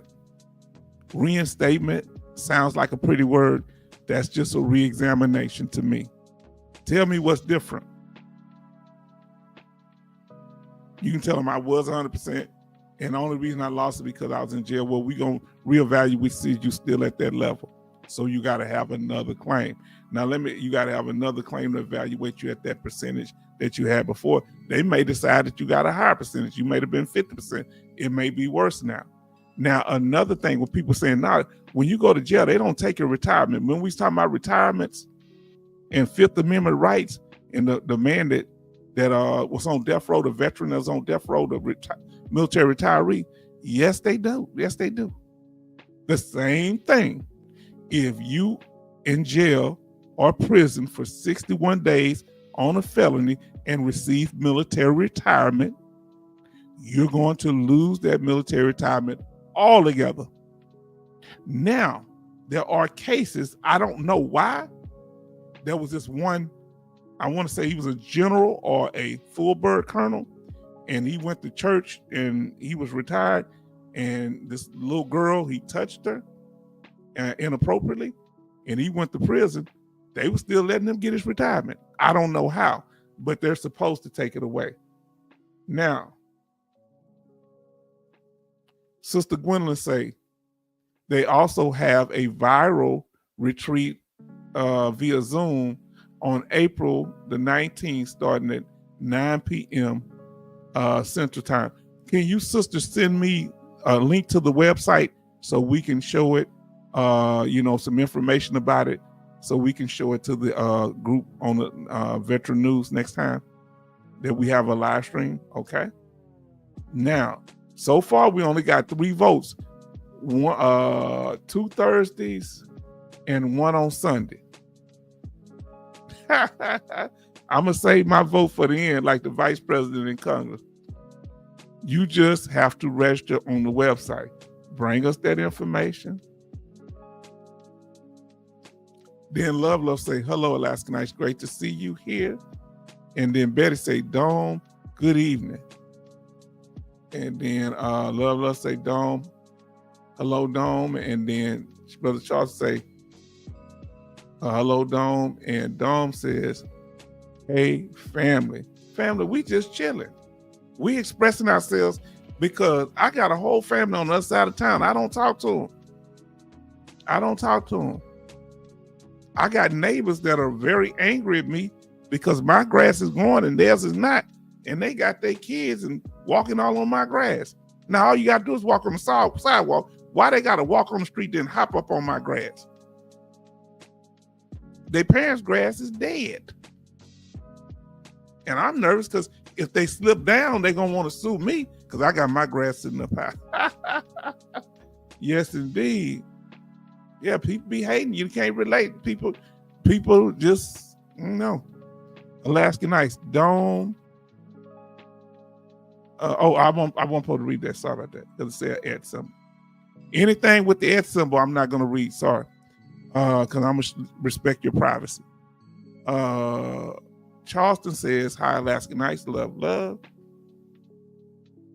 Now listen, Dome. So now I got to find one of the second families I made in the former foreign country they sent me to. Well, check it out. That's why when that people ask me, how many children you got? I say in the United States or overseas. They say, how many children you got? I say, boys or girls? Can you just please tell me how many children you got? The ones that I claim or don't claim? I'm just joking, family. I'm 99% sure I only have one. 99% sure. I'm honest with you, am I not? My daughter said it's the 1% I'm worried about. Betty Bob says, H-Town, I'm thinking about your health. What you thinking about my health, sister? Let me know. Harold J. USMC, any advice on applying to SSDI being 100% P&T? Do we have favor? They say one don't supposed to affect the other, but I want to ask you a question. Sister Alaska Nice, somebody very familiar with Social Security and love. Can you use the fact that can you use it as evidence that you're already 100% permanent total? How do you leverage that if you're trying to get Social Security disability? Now listen, Charleston say, H-Town, you old when you tell them to stay off the grass. I know. I was actually talking to the UPS man when they walked around the vehicle, not on sidewalk, then hopped on my grass. Just go down there to your house, get off my grass. He said, ha. Yes, indeed. Any advice for our brother Harold about applying for Social Security disability? Any advice, family? Tell us what you're trying to do, brother. Have you applied already? You waiting to apply? How long have you been 100%, Brother Hal?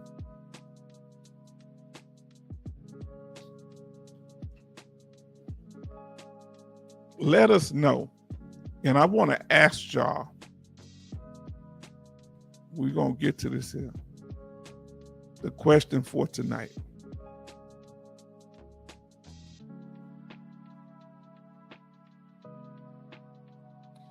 All right, question for tonight. And the question for tonight, since people, y'all in here, are all veterans created equal? Are all veterans treated equal?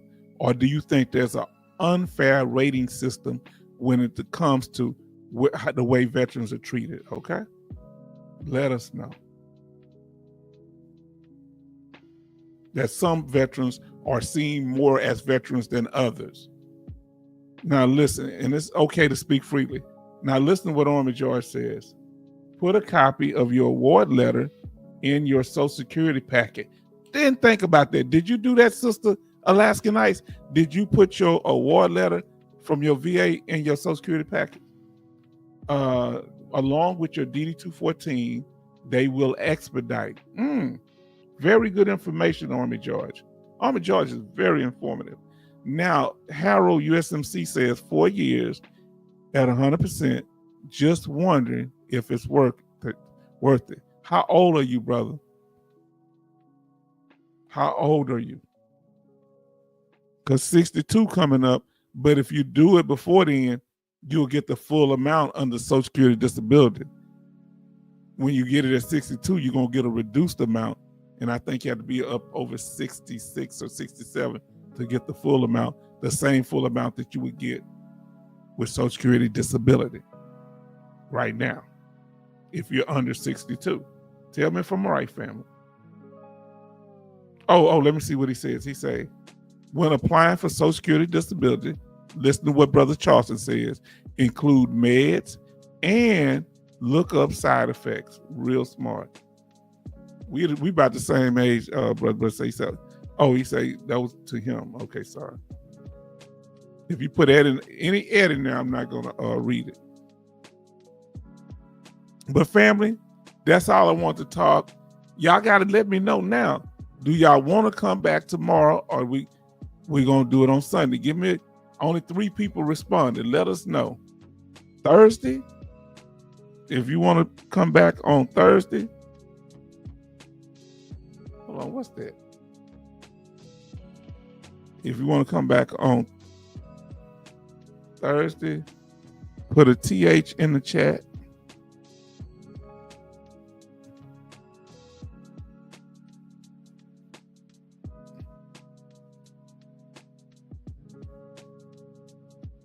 If you want to come back on Sunday,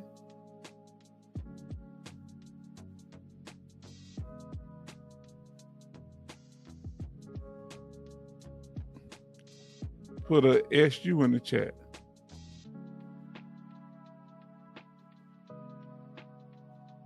Let us know, family. Let us know. He say he's 55. Okay, 55. Do you think you have a strong case? Are you working right now? Now listen to what he says.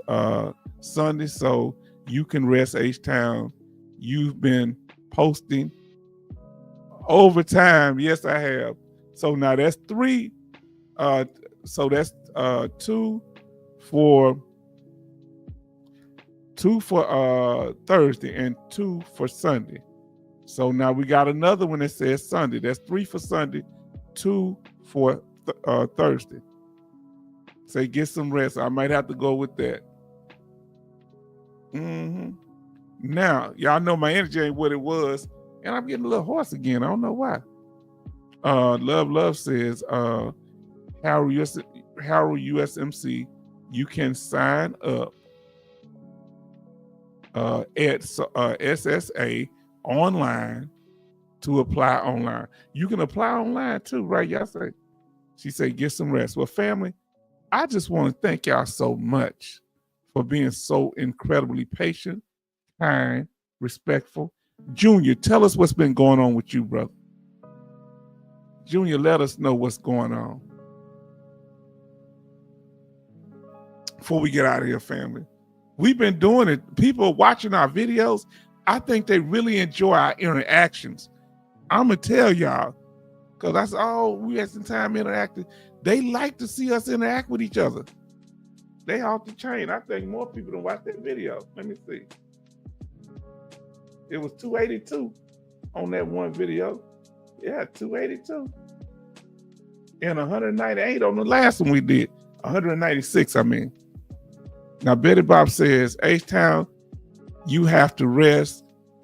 You get sick again about your health. Okay, that's right. Because I cut my yard yesterday and that kind of hit me. I cut it, I had to rake up all the stuff that fell down off the trees. Junior says, going to school and work part-time, but I miss you all. Everybody show love to Junior, Charleston. Okay, let me ask y'all. We're going to get some rest, but I want to ask y'all. You miss us. What is it about when you're not here? What do you miss about our channel? What do you miss about what we do here? What do you miss? Let me see if I can think about what I miss. I like having people that I don't have to explain myself to. People of like minds. Y'all not easily offended. Y'all get me. A lot of civilians take me the wrong way sometimes. Not all, but some do. Say, okay, go for Sunday rest. Okay. But I'm going to be ready for y'all on Sunday. I don't know what happened. Something told me to come on tonight. I didn't know I was going to start getting tired, but I've been going all day. Now I went and got my hair cut. Oh, but I've been handling business on the computer. Well, family, let us know. And Junior, what did you miss, Junior?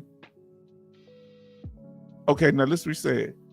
What do y'all think about the statement from the White House press secretary? She says boys will be boys. That's not cool. What was the context of why she said that? Did you hear anything about Elon Musk stepping down? And what y'all think about this? Somebody told me at the barbershop, gave me a good idea. What about that the president put all the tariffs in place so that the stock exchange would go down, so him and Elon Musk could buy up a whole bunch of stock?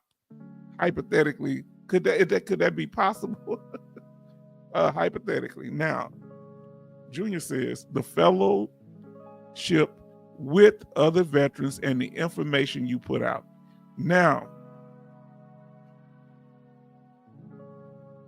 let me ask you this here. Why are you saying that, brother? I want to ask you this here. Why you think some people troll the channel? Is it because they don't like me? I'm talking about the veterans in particular. Why would they troll the channel? Or people say they're here to help veterans. What are they looking for? In the words of DMX, what they really want from us? Now, Charleston says, H-Town, family, straight talk. Okay. Now, what do you get out of the chat that's so significant? We're going to get ready to go here. Junior said, I miss you too, and your information and the conversation and just knowing each other and not saying a word. Wow. Now listen to because I get something out of this here. Now, brother, Charles said H-Town was about Elon Musk and Pete Narrow going at it. They were going at it. I heard somebody was going at it.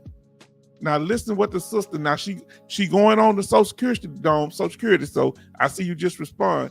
She said appointment or in person at your local Social Security office, Social Security Administration office, to gather required documentation, prepare necessary documents, including your social security number.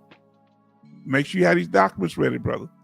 Birth certificate, medical records detailing your condition and your employment history. I think you can't be working at the time, can you? Or what if you're working part-time? Can you still apply Alaska Nights? Now listen to what our sister Alaska Nights says. I was not 100%, but they knew that, and I was a veteran. They knew that I was a veteran. Don't say. It's just the internet is a lot of channels getting trolls. Is just part of the game. Okay, so is it possible they want attention?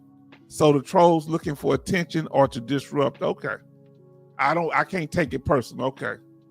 Now, she say veteran. She say month of disability. The Social Security disability waiting period begins the first full month after the date we decide your disability begins. Now, when do they pay you on? Do they pay you? I heard, is it on your birthday? The date of the month that your birthday fall on? How do they choose what date they pay you? Somebody let us know. Now, Junior says the difference between you and different vet channels is that you not only interact with veterans, but if they have specific questions, you can raise it to the chat, unlike other pre-recorded channels. Oh, okay. Now let me ask you, Betty Bops, can you hint? No, you ain't got to say the name if you want to. Can you hint to the channel that don't cater to women? Please let hint. Get some kind of hint. If I being messed out, that's been eating me up. I want to know.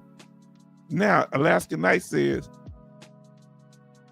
there is no waiting period if your disability results from amyotrophic lateral sclerosis, ALS, and you are approved for Social Security disability insurance benefits on or after July the 23rd, 2020. Now listen. She said, I just said it, but it goes no further than us. Okay. Girl, sister, can you email it to me? I won't say nothing, but can you email? It's eating me up. You ain't nosy like that. But I want to know who, you know, but I won't say nothing. But it's eating me up. I'm being nosy. You don't have to tell me. I'm nosy. Lord, I want to know. I don't know why that just eats me up because, I like all veterans to be treated equal. Now, Brother Charleston says, you're president in H-Town now, saying respect is important about China disrespecting the U.S. Now, after he dodged, after the draft dodge and disrespect of the country. Did y'all hear? He's putting a 90-day hold on the tariffs. Did you hear that? I saw it on the news when I was in the barbershop. They said, y'all say H-Town. You saw a lot of stuff at the barbershop. Well, today I did. And we were talking too. Now, Alaska Night says the payday depends on the date that's your birthday falls on. Let me ask you this here. Mine is September the 19th.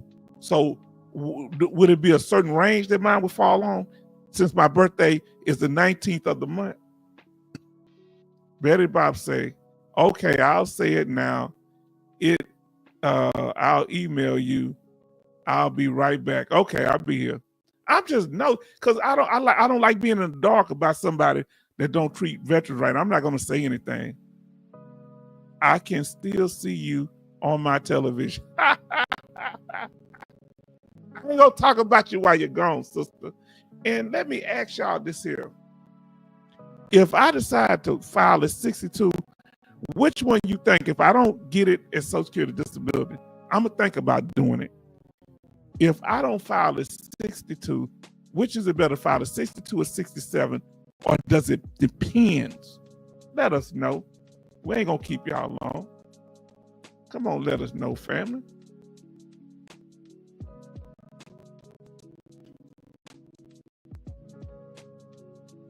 Sister Gwendolyn, then son the thing here. Family, I'm gonna pull it up for us. Okay?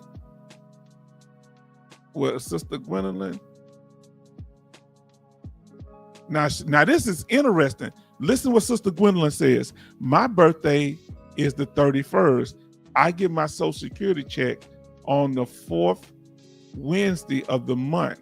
Okay, I filed at 62. Do you regret filing at 62, sister? Let us know.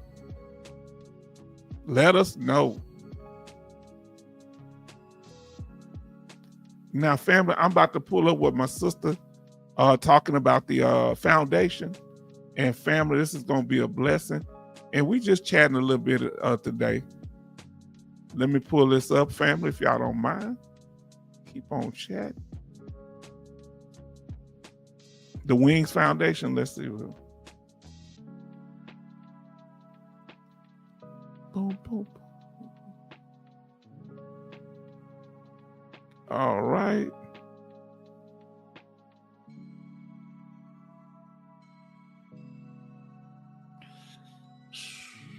Here go the Wings Foundation, family. Our sister Betty Bob say 6 in the chat, 8 likes. Okay. Let me kick something else thing from the I'm gonna remove and I'm gonna add this. Here it goes right here. So this is what Sister Gwendolyn was talking about. She was so kind to share it with us, right?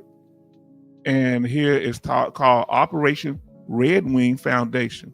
Now, does it matter what branch of the military that you were in, sister?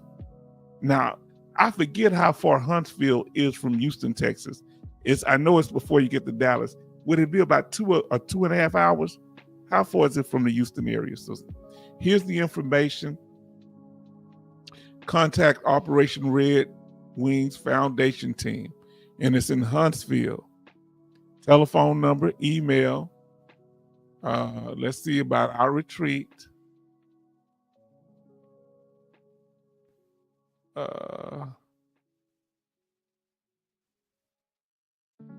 They even have the number for the crisis hotline here. Okay.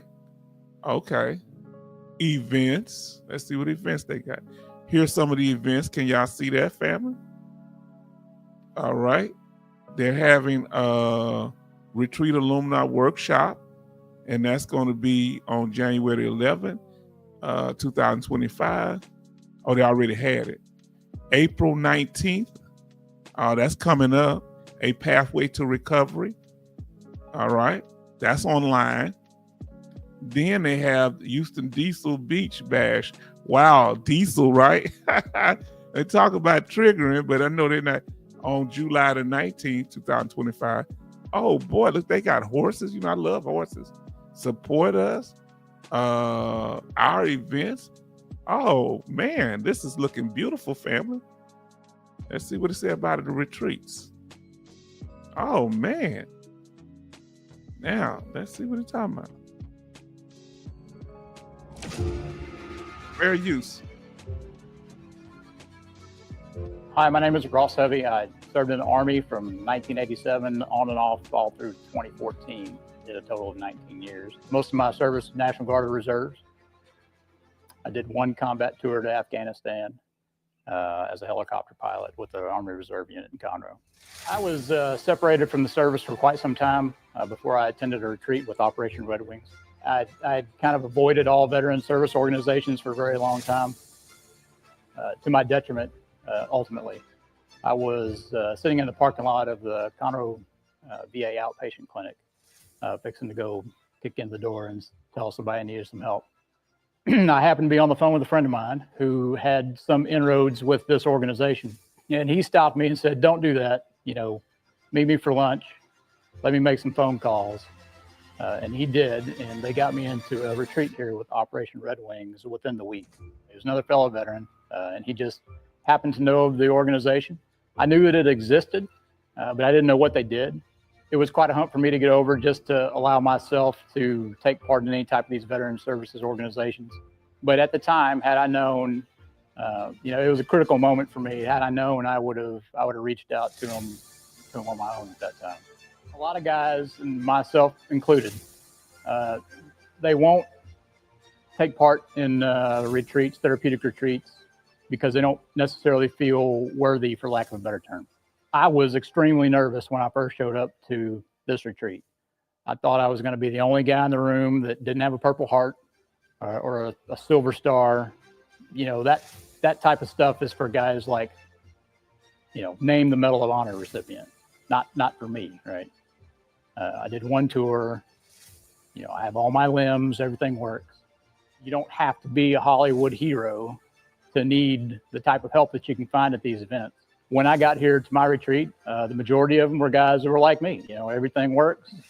Just people struggling to deal with their experiences that they had. So I had spoken to the different organizations, and there's a whole lot of veteran services organizations out there, and they all do great things. They're all helpful. Veterans appreciate everything that people are willing to do. Most of these organizations, they just want to take you fishing or backpacking or let's go hunt for a weekend. That stuff's great. We appreciate it, but doesn't really get at the root of the issue. This is one of the few organizations that I'm aware of that actually is solely dedicated towards tackling, the underlying issues that's causing people to have anxiety, depression, insomnia, and everything else that comes with PTS. Another one of the things I like to really make sure people understand. Hold on, I got to catch my breath, family. He's kind of getting a little upset because I feel what he's saying. I do. Is that you don't have to. Let me catch my breath for a second. All right, I'm enjoying what the brother's saying, but it's be a combat veteran to attend one of these retreats. You don't have to be. See, there's a lot of guys, especially the first responder community. Those people are carrying around a lot of traumatic baggage with them that isn't necessarily military related. But because they may not be a combat veteran, they're hesitant to even reach out to an organization like that. That's why we have to stop all that putting veterans in what? Listen, this ties right into what oh Lord. Give me a sec. Happy birthday, Betty Bob. There you go right there. Okay, let me see. Give me a second, fam. That's why oh Lord, every time I go to hit the thing, give me a second. Let him talk.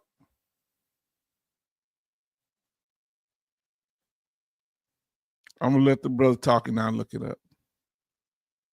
Like this to attend one of the retreats. Well, one of the goals of the organization is that if you're a veteran, you have any traumatic experiences, you're welcome here because we're here to help you deal with those issues.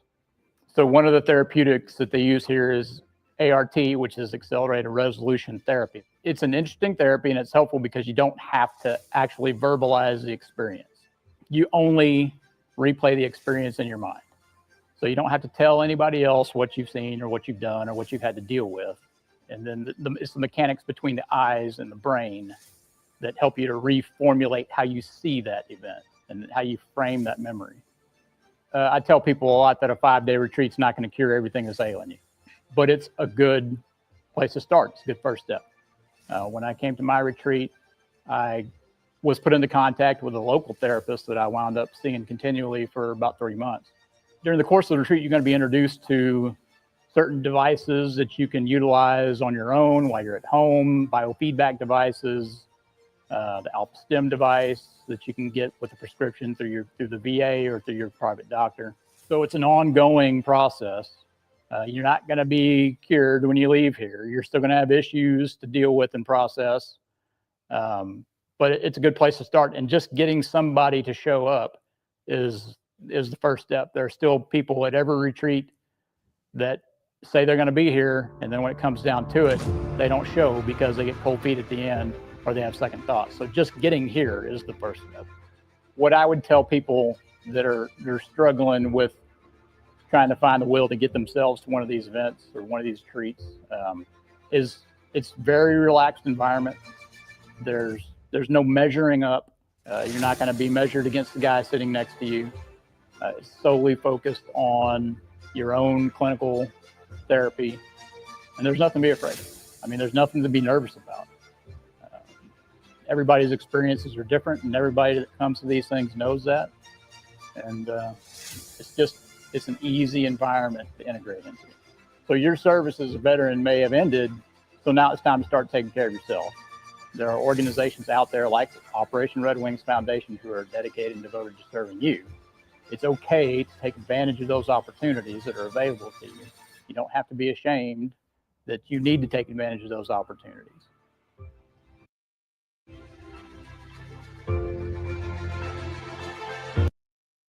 Okay, family, that was heavy. You know, yeah, I did receive the email, sister, and I was very surprised. Wow. Because wow. Thank you for keeping me posted. Wow. Now, family, look what we got here. We got our sister Black Ambrosia in the house. I want to ask y'all some questions. Everybody saying hello to our sister. If y'all put Ed in the chat, I'm not going to read it because I'm going to remain. So she says, hi, family, Black Ambrosia. And Sister Gwendolyn say, so true, so true. Stop putting veteran in a box. Look here, family. Here's the problem. Family, did you hear what that veteran brother just said? Diesel Beach Badge, perfect for all that oil smell. And sister says, Social Security disability rolls over to Social Security at 67. Okay. She said when it comes, come on, family, I got to pull this up. Now look what I got here. This is what we talking about tonight. And Sister Gwendolyn brought it right to the thing. Sister Black Ambrosia, when it comes to veterans, this brother was just saying, the white brother was just saying that he felt like because he didn't have a whole bunch of Purple Hearts and Medal of Honor, because they kind of make you feel bad. Most people don't have that. They may have done stuff to deserve it. They just didn't get it, right? So if you don't have these things, you're not a real soldier. And they do like what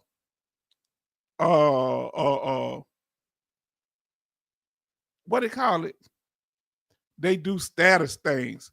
So I was at the PX one day and I stopped going there after this for a while. And that's the shop head over at Ellington. And there was a guy in there. He was and this is what we're showing the ranking on the screen, how people rank. Sometimes they put special forces at the top, then combat veterans, then military officers, then female veterans, and then the invisible veterans being the black veterans, the cooks,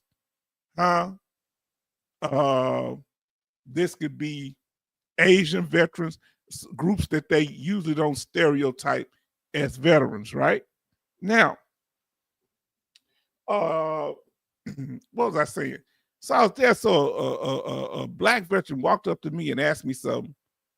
I don't know, I had a hat on. And, I had my showing, I guess that I was an Army vet. It just happened to have one of my medals on there. And he questioned me about this and that. And then he was like, oh, yeah. This it went back to over, like, he was like challenging me something like he had one higher than me or something, and I was real hot about that. I want to punch him in his face. He's an older black gentleman, probably a Vietnam veteran, a little before that. He may have been about 10, 15, 20 years older than me. I want to punch him in his face. He really offended me because he wanted to go back to his son. Oh, yeah, I got this. He ain't got but that. All that. I don't like all that. They was playing, some Vietnam veterans playing that too. Let me see. I ain't get to read the Social Security stuff yet. I'll pull it up on the screen because I want to get to. And she was saying, if you start receiving Social Security disability benefits after 1997, the date you receive depends on your birth date. If it's your birthday is on the 1st through the 10th of the month, you receive checks and direct deposit will arrive on the second Wednesday of every month, the 12th. Okay, for birthdays between the 11th and the 20th, that's me, of the month. Mine is on the 19th. Payments will be made on April the 16th. Lastly, if your birthday is after the 20th, you will be paid. You will be paid. You will be deposited on April. I don't know what that is. I guess 23rd. If you receive the payment, don't expect. Please allow 3 additional mailing dates. Okay. Now let's see what we got here, fam. Let me take this off. So, sister, I want to ask you, Sister Brackenbrosia, when you were being a cheerleader, or you doing anything like when you was a stewardess, was it competitive being stewardess? Did people try to act like they had a higher status? I'm not saying, I know y'all had supervisors, but was it where people would try to act like they were higher than you? Was that an issue? Or even when you was being a cheerleader, did people have a problem with you being a head cheerleader?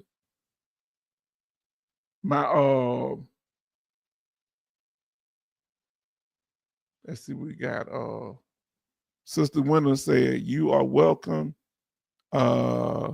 When you get a chance, check out the whole website. I will. There are loads of information. Junior said, I agree with you, H-Town.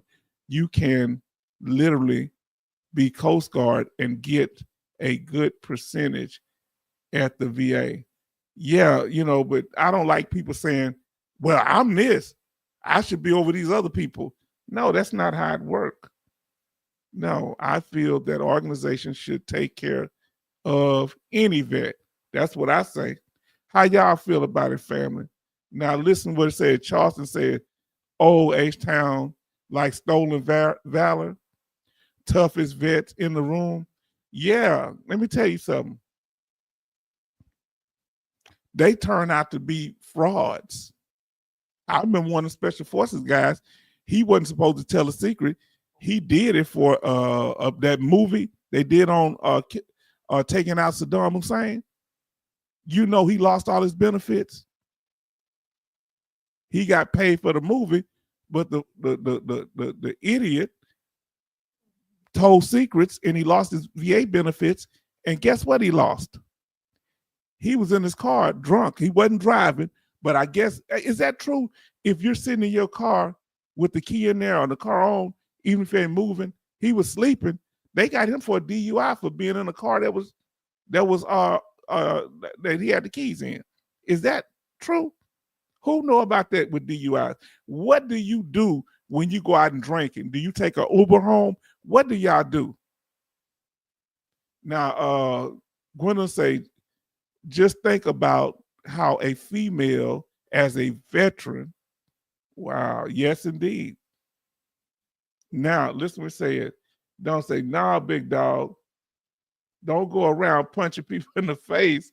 You work here has helped us and my friend. I want to punch him in the face. He's one of the most sly slicksters. They thought, he thought he had got one over on me. He come like he's talking innocent. And I feel like I felt some kind of way, but I'm glad I didn't. And he was a tall dude, so I felt some kind of way. Sharp man complex. Now listen, I remember, Junior say, I remember someone telling me that he retired as a PFC. Okay. Now, do you feel like that officers wouldn't come in here because they would feel that this channel would be beneath them, that people in Space Force wouldn't acknowledge that they would come in here because they feel like this beneath them?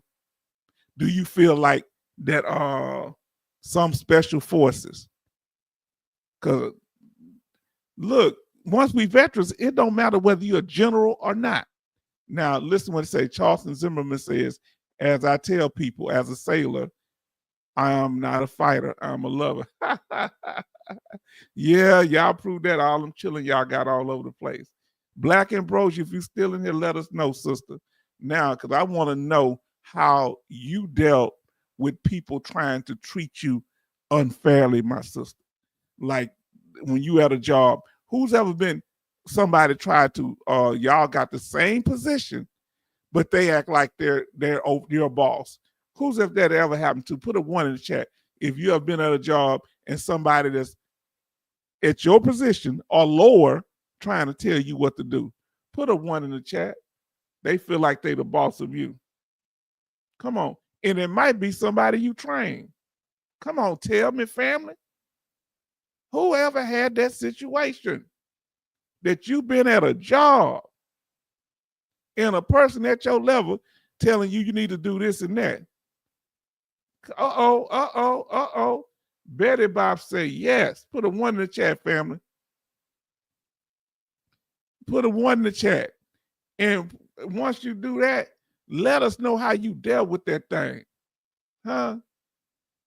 Yeah, that happened some years ago, man, about 4 or 5 years ago, maybe more.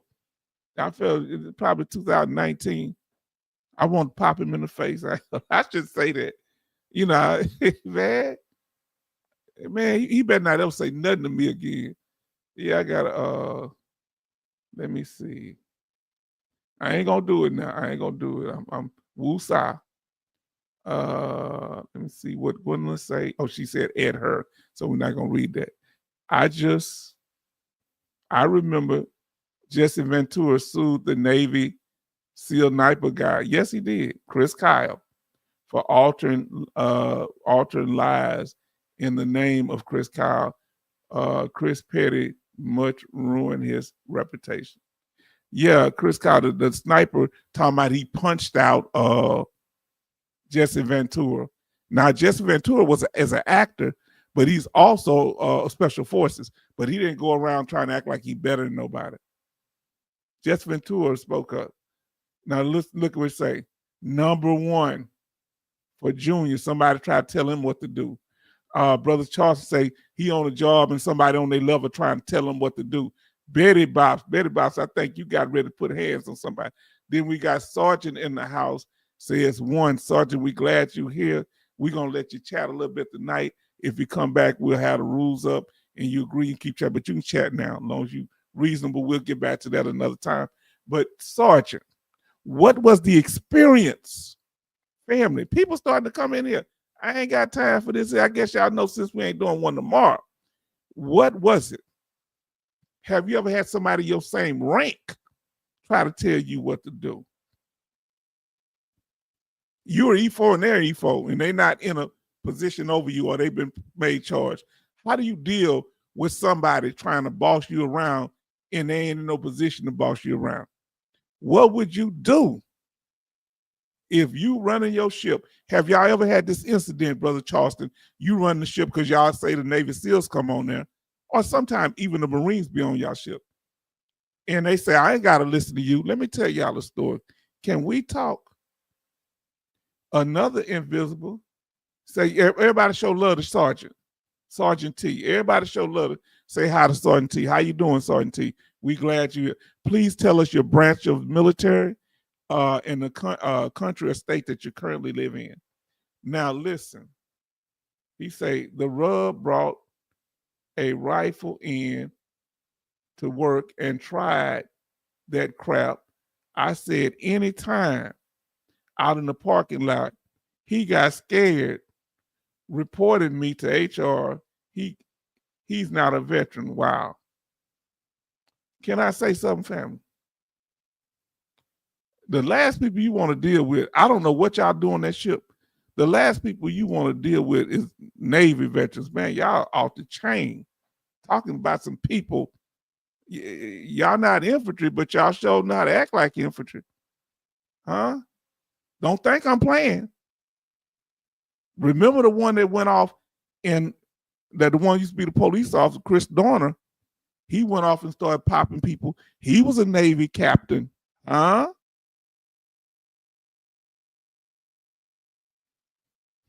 It's quite a few Navies that go look in the 70s. Around that time that ship had get hit, it was a black Navy guy. He went on the rampage. Think he did in Louisiana. Might have been New Orleans.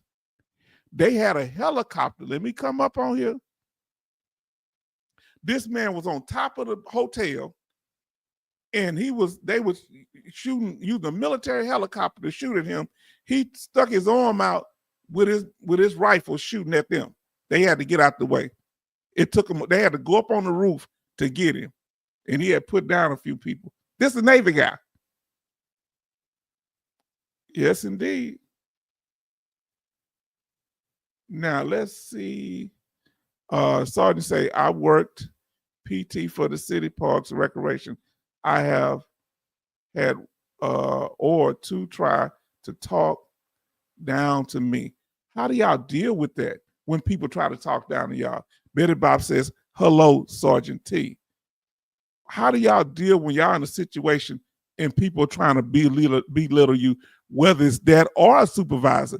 Do you have limits on what a supervisor can say to you?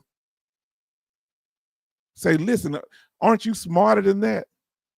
I remember I was driving at the airport, and so I didn't know where to drive, right? I'm picking somebody up. You know what this guy said to me?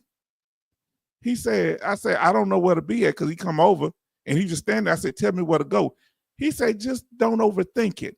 I said, overthink it? I don't know what to do. You're here every day. What you mean, overthink it?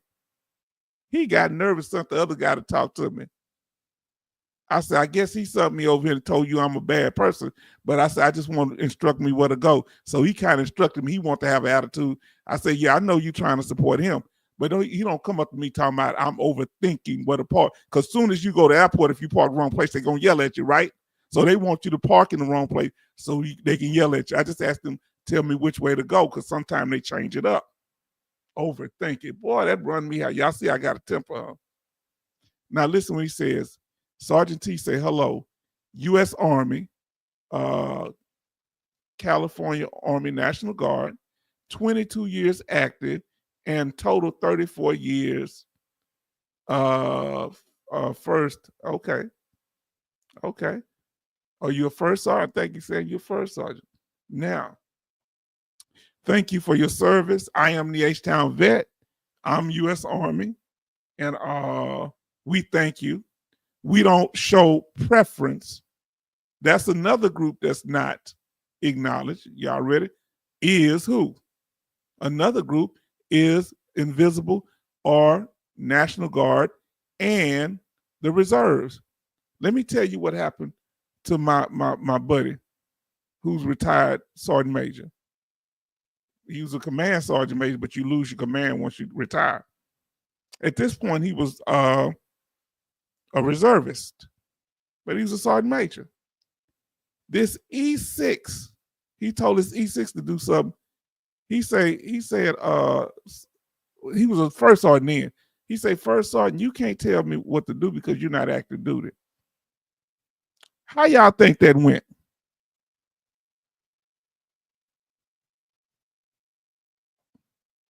Didn't go well. He come back. Oh, you need anything, first sergeant? Oh, thank you, first sergeant. Oh, yes, sir, first sergeant. Oh, yeah. You know, they come up with separate rules. And I say, isn't that right, shipmate? We have nothing but time out at sea. Yes, indeed. Then Sergeant say, first sergeant, LOL. Okay, yeah. All right, retired first sergeant. Got you. Laskin I says, oh, I can't put that. When y'all put the ed in there, I just won't say nothing. Whenever y'all put it, and then that's why I ain't saying it, because I said when y'all put it, I'm assuming y'all talking privately. Welcome to the chat, Sergeant T. How did you find us, Sergeant T, if you don't mind? What made you come to the channel? Did you just see something that say live? Have you been watching prior to this? And, you know, he's speaking to everybody, you know, so you want to respect that. Now, how did you find our channel? And what made you come up in the chat? Was it anything in particular? Yes, indeed. What made you come up here to talk to us? Is it something unique? You say he, H-E. Okay. Now, we're not having a broadcast tomorrow. We're going to have one on when? We're going to have one on Sunday. So we usually have our regular broadcast, Sergeant T, on Sundays and Thursdays. But because we had one tonight, we're not going to have one tomorrow. I need time to rest to feel better. And so we're not having our regularly scheduled broadcast on Thursdays. We've been put out. Please go back through our video library, go to our channel. Make sure if you have, I'm sure you subscribe now, check out our video library because it should be a blessing. And we are the channel, I don't know. Let me ask y'all, family, let me know, are there any other interactive channels? Are there any other interactive channels on YouTube? I'm talking about specifically on YouTube. Put a Y in the chat if there is, but if you haven't seen any, put a no in the chat. Y'all let me know, all right? Are there any other interactive channel? Now listen what he say. He say, I watch your videos, H-Town Vet, for years. Oh, look, you've been watching me. You've been sitting back in the cuts, Sergeant T. Now, Love say, don't a person have to salute regardless? Now, he was a sergeant. He was a sergeant. Now, he was supposed to take his orders. And he felt like because he was active duty, the E6, and the E9 was not an E8. He was E8 first sergeant. He was reserve. He thought he didn't have to answer. But they got that all straight up. Betty Bob says something to Sergeant. He says, Town, you are keeping up with the home remedies. He said, are you keeping up with the home remedies? Yeah, I need to get back to it. I'm gonna drink some in the morning. I was feeling good for 2 days, 2 or 3 days. Betty Bob says, I don't feel bad, just a little hoarse. Betty Bob say, none that know of. Okay. So there's no, do y'all know any other channels out there? Betty Bob says she don't know any that are it's pausing, that are interactive. Something happening with my internet. Okay, we're back, family. Now, are there any other channels that allow you to interact with the chat without a whole bunch of trolling? Let us know. And why do you think we're more effective now and other channels have problems with trolling? What are we doing different here? I know one big thing is the fact that y'all are, the way y'all interact, y'all don't feed into trolls. Why don't y'all feed into trolls? What is it about y'all that y'all don't feed into trolls? I'm very curious. Junior say, no, all pre-recorded, no interactions unless they go live and pay to talk. Woo! Woo! So I seen that. Oh. Let me ask y'all, put in the chat how many other people, well, just put how many other people in my channel that go live on a regular basis, at least once a week. Any other channels that are veteran channels that go live on a regular basis, excluding the lawyers, okay? We're not going to count them. Thank them for doing stuff to help veterans.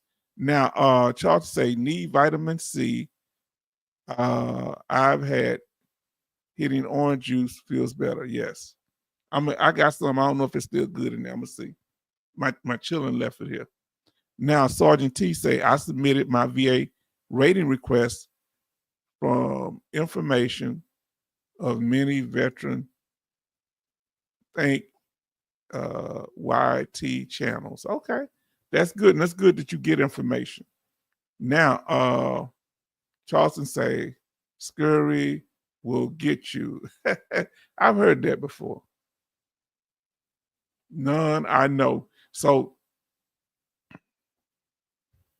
what's the importance of, other than chatting, why is it important to go live? Because I didn't want to go live at first.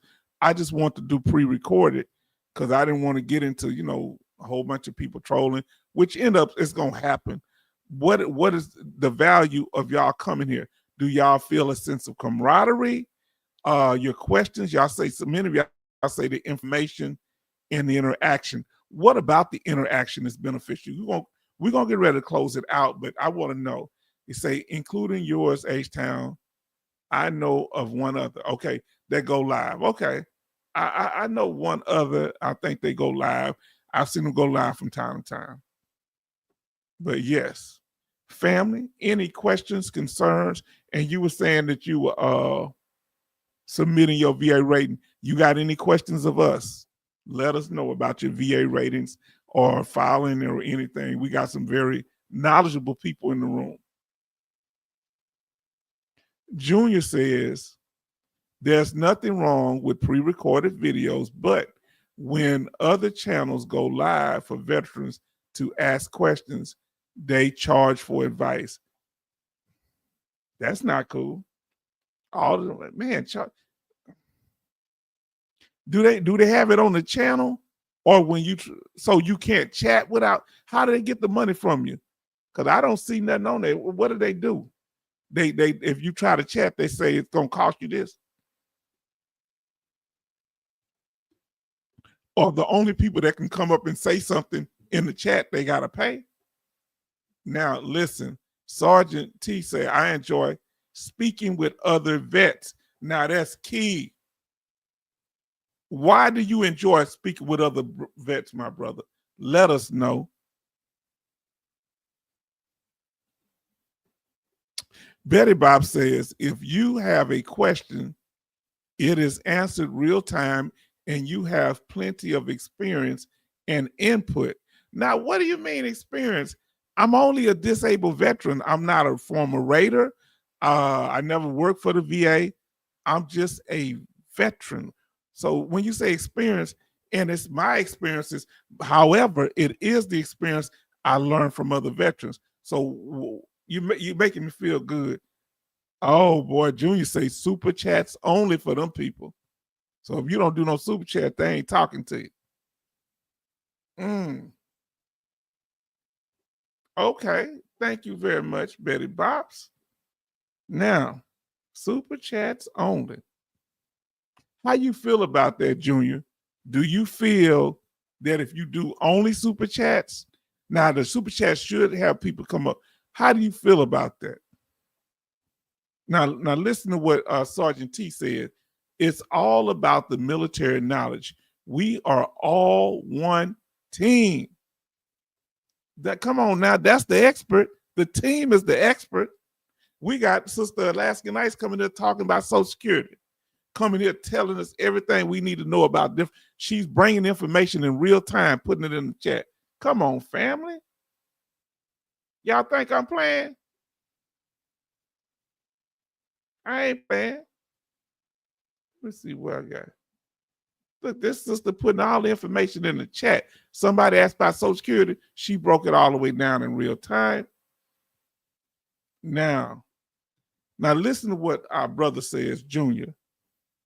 It's not a problem with to have the super chat, but when you have more normal questions than super chat and they ignore all of them other than the pay vet, that's a problem. That's a total problem. Let me ask y'all, do y'all think that if they doing it, they shouldn't, if the only way they answer a veteran question is you got to pay them some money, do y'all think that that's fair? If a veteran is doing that to other veterans? It may be. What's y'all opinion of that? I don't think that. How you helping veterans? What if the veteran ain't got no money? That's why they trying to get their benefits. And if you only talking to the veterans when they pay you something, you don't want to hear nothing. Are you really care about veterans? I don't know. That's confusing to me. I take donations. Y'all know me. I'm not turning nothing down but my collar. But if anything y'all need to know from me, I'm going to tell it. Why I got to be secret with information? Why are people secret information if we all supposed to be veterans? And do they see me as a veteran or as an opportunity? Come on, talk to me, family. Come on. Let me know. But family, I want to thank y'all. Y'all been in here. Oh, Lord. See, I'm about to get out of here. I said, well, ain't no more chat. This thing tricky. Now, look what Betty Bob says. You have to have a membership to chat. Whoa. The information I sent to you, the person does that. Oh, didn't know that. It looked like everybody was able to chat. And they act so humble and nice. I ain't gonna say no more. Boy, people something else, ain't this? All about the paper. I thought it was about my service. What if I'm down bad? What if I'm contacting them and I'm homeless? And I ain't got no money to super chat. Can't you have some people super chat and other people you help without super chat? Is it all about the money? I'll give you the information. Pay to play. Does everything have to be pay to play, family? Talk to me. Now, Love say super chat means you are donating to the channel. That's how they get your question answered. Am I doing it the wrong way? Do I need to get out of here like these hustling preachers and say, hey, listen, not all preachers are hustlers, but hey, listen, buy my prayer cloth, huh? And it's going to give you all the answers you want. Give you some blessed oil. Ain't nothing but tap water. Now, let me see what our sister say here. She say, in real time, everyone in this room has the experience and could share. Do you think this type of, Sister Betty Bobs, do you think this type of interaction will catch on where other channels will come up that do it the way we do? Do you think other people will be able to do it or willing to do it? Do you think other channels like this will come about? I hope so. Other channels you pay to play. Wow. Now, listen to what Love say. H-Town, most vet channels is about money. Man, veteran channels about money. Now, listen to what our sister say. If you have a VA disability compensation rating of 100%, PNT, now listen to what they're saying. What our sister's saying, expedite process of 100%. This dealing with, I think, the Social Security. Because the brother asked earlier, she giving all information. Expedited processing of veterans' 100% disability claim, or if you develop a disability while on active military, that's another way, service on or after October the 1st, 2001, disability benefits for wounded warriors, you may be eligible for expedited claim process. We usually identify veterans automatically. However, in rare, and I'm going to get to you, Junior, give me a minute, instances, a veteran may need to self-identify and provide the VA notification letter as proof. Yes, indeed.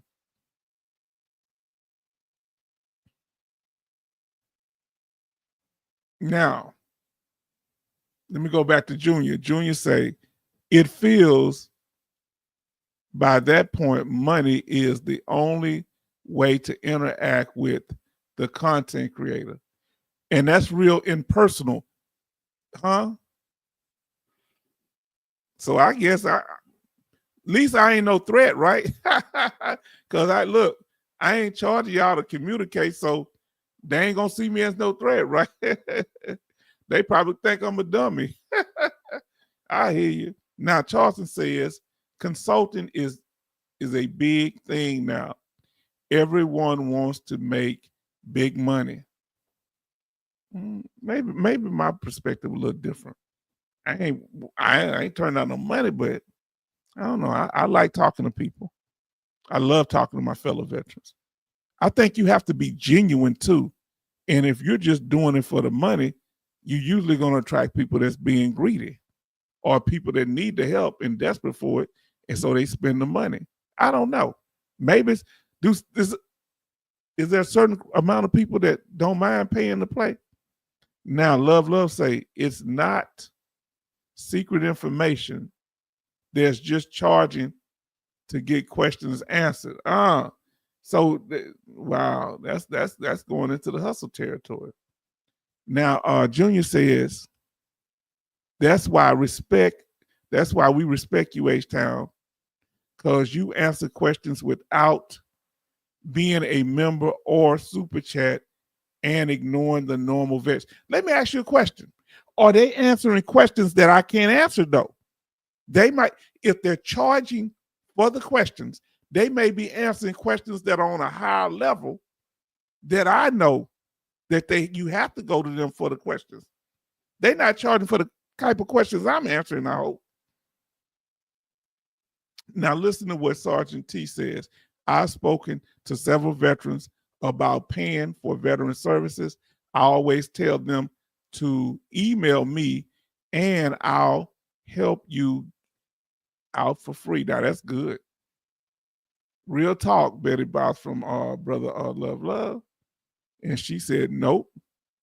I got to play catch up. Hold on.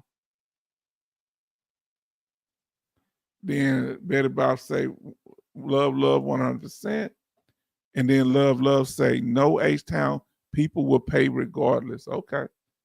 Love say, Alaska Nice, on point. Always. That's the knowledge person in here. She gonna be able to answer people questions, whatever she want, no matter what we talking about. And some of you, the other ones, you do it too, that know if you know the answers to the questions. When people come in here answering questions, okay? I won't pull your chats up. Just put @ on the thing so I know not to put it up. Love, so true, Junior. And Love say, Charleston, so true and on point. Yes, indeed. Then Junior says, in addition, before I knew H-Town, I tried to email them in their description below and they never get back to you. Wow. How does that make you feel, brother? Because do they make it clear that I will not communicate unless you super chat? Do they make that clear? Or you just got to find out through trial and error? Let me know. Now, listen to Love. Most vets, YouTubers don't even most vet YouTubers don't do lives as long as you do, H-Town, and there's no answering questions.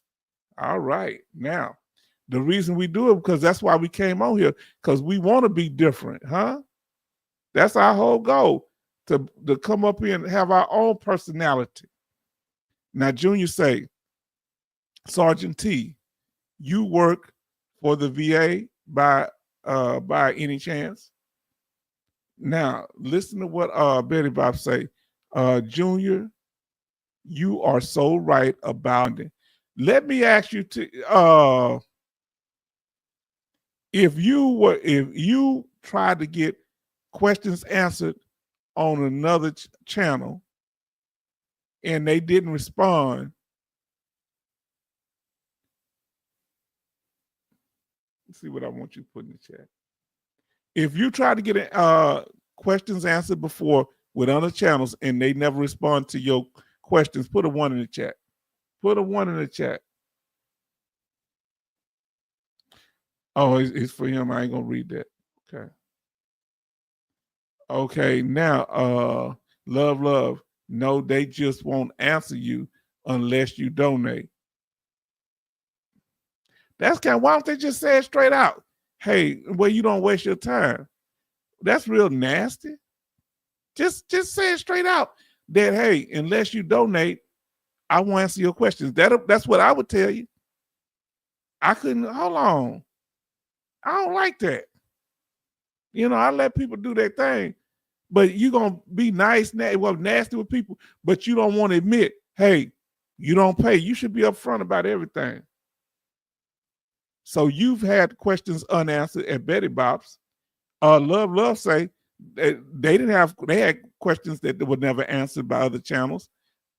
Dennis Sitter says he had a question that was unanswered. Has anybody else in here asked questions to other veteran YouTube channels and they did not answer your questions? Put a 1 in the chat. Now, Junior say, Sergeant T, have you gotten people a higher rating? That's good, man. Y'all talking the real good stuff here. Talk to us. Family. Now, family, if we're about through, we want to thank y'all. Betty Bob say 111. He said, yes, I've helped people get their rating. Now, listen what Love say. I just got and go and listen to their channel. I don't ask any questions.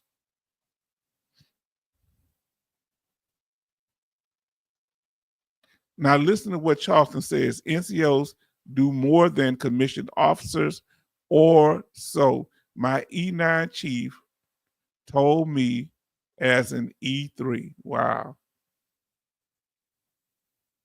Junior say, nice. I guess he responded to our brother, Sergeant T. Family. Do we need, look, do we need, why, I guess it's important that we keep interacting like this. From what y'all saying, the interactions is important.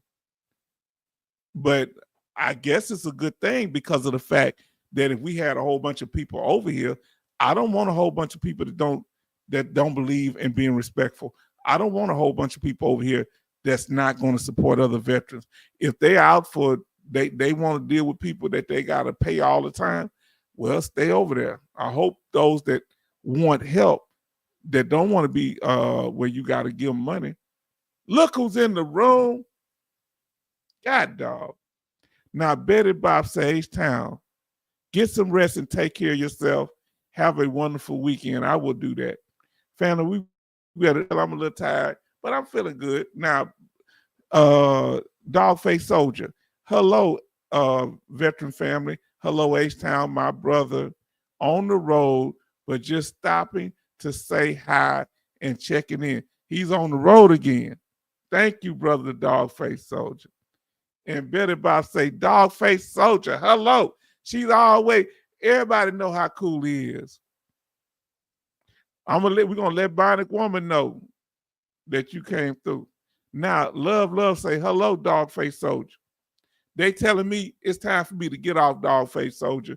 So they say I need to get my rest because they can tell I'm getting hoarse. I had been sick, but I'm not sick now, but I still need something for my throat. And they don't want me to get sick again. Everybody always looking out for me. Oh boy.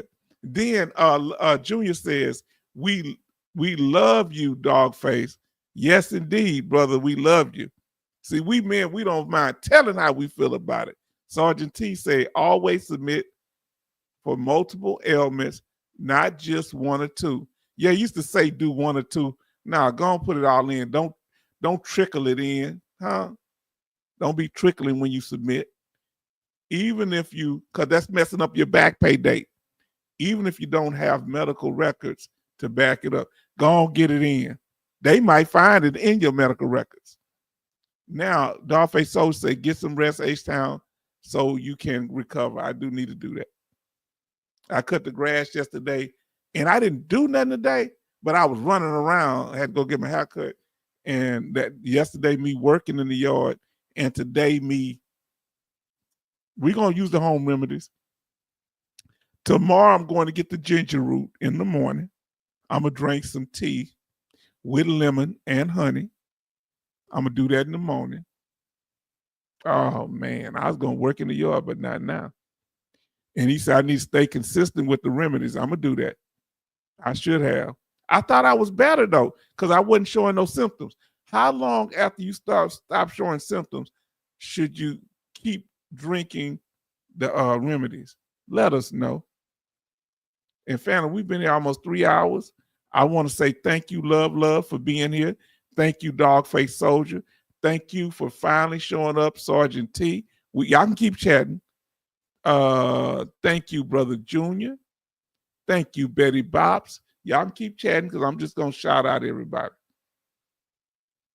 Brother Charleston, for the incredible information. We will be looking over your emails. And we're going to respond, probably have some of that information on Sunday, brother. And for others, Sister Alaskan Ice too. We're going to have Brother Dennis Sitter. We thank you.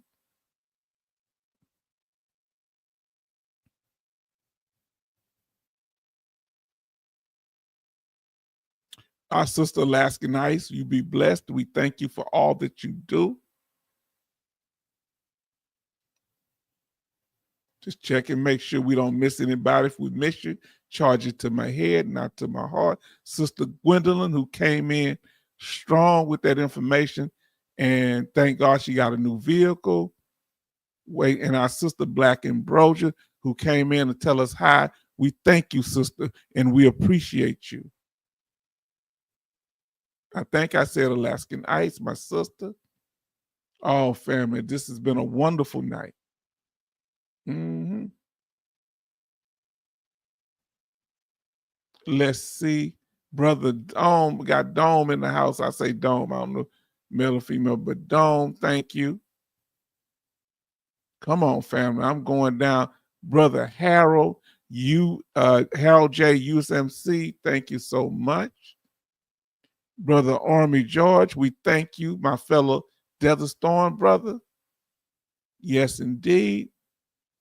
Family, a lot of people be coming in. I'm surprised how many different variety of people be in here, and y'all be supporting the channel. We thank y'all. We trying to get to that 2,000 mark, family. We at 1,775. So we need 225 to make 2,000 subscribers, family. Do y'all think we can do it? Then we got Teddy Woodson in the house. Thank you, brother Teddy. Huh?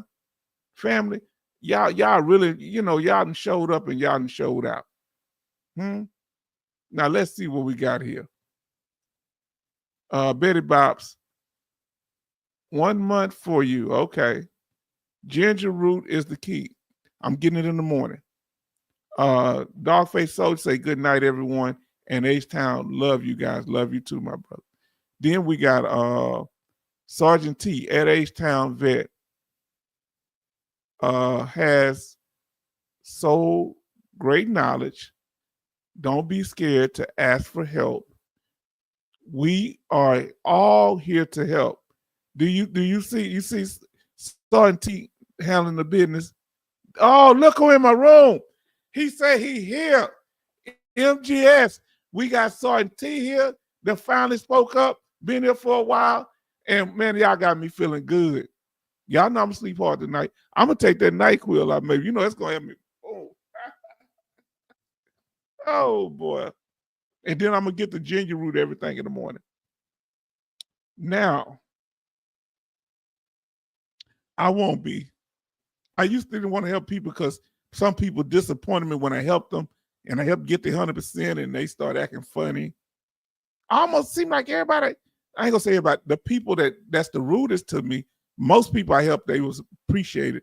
But some people just in general life, the people I helped, some of them turn and be the most hostile toward me. That's the 48 laws of power, that when you help people, they feel like that you have something over them. But I ain't got nothing over you. I just want to help you. If you don't want to help, keep it moving. Now, Betty Bob say, good night, family. Take care of yourselves. And I will get that rest, Betty Bobs. Sergeant T says, some great knowledge, LOL. Gwendolyn said, bye-bye, gets to Betty Bob. And then our sister, Alaskan Ice, and our brother said, I'm here. And then Charleston.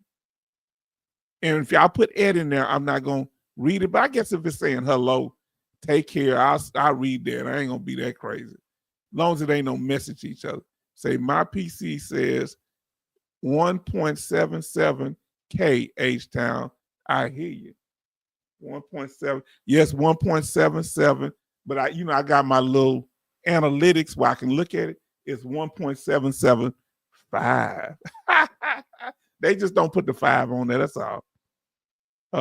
Then Love say hello, MGS, and then he say, make sure y'all smash that like button before y'all leave, okay?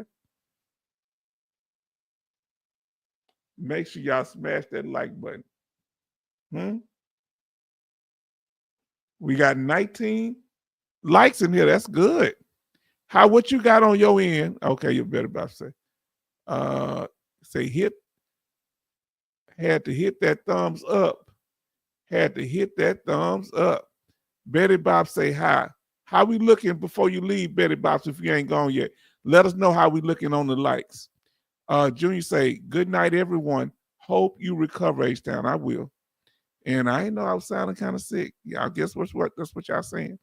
I can kind of hear it myself. Sergeant T say, take care, Junior. And then MGS says, hello, Betty Bob. Now, family, we're about to get out of here.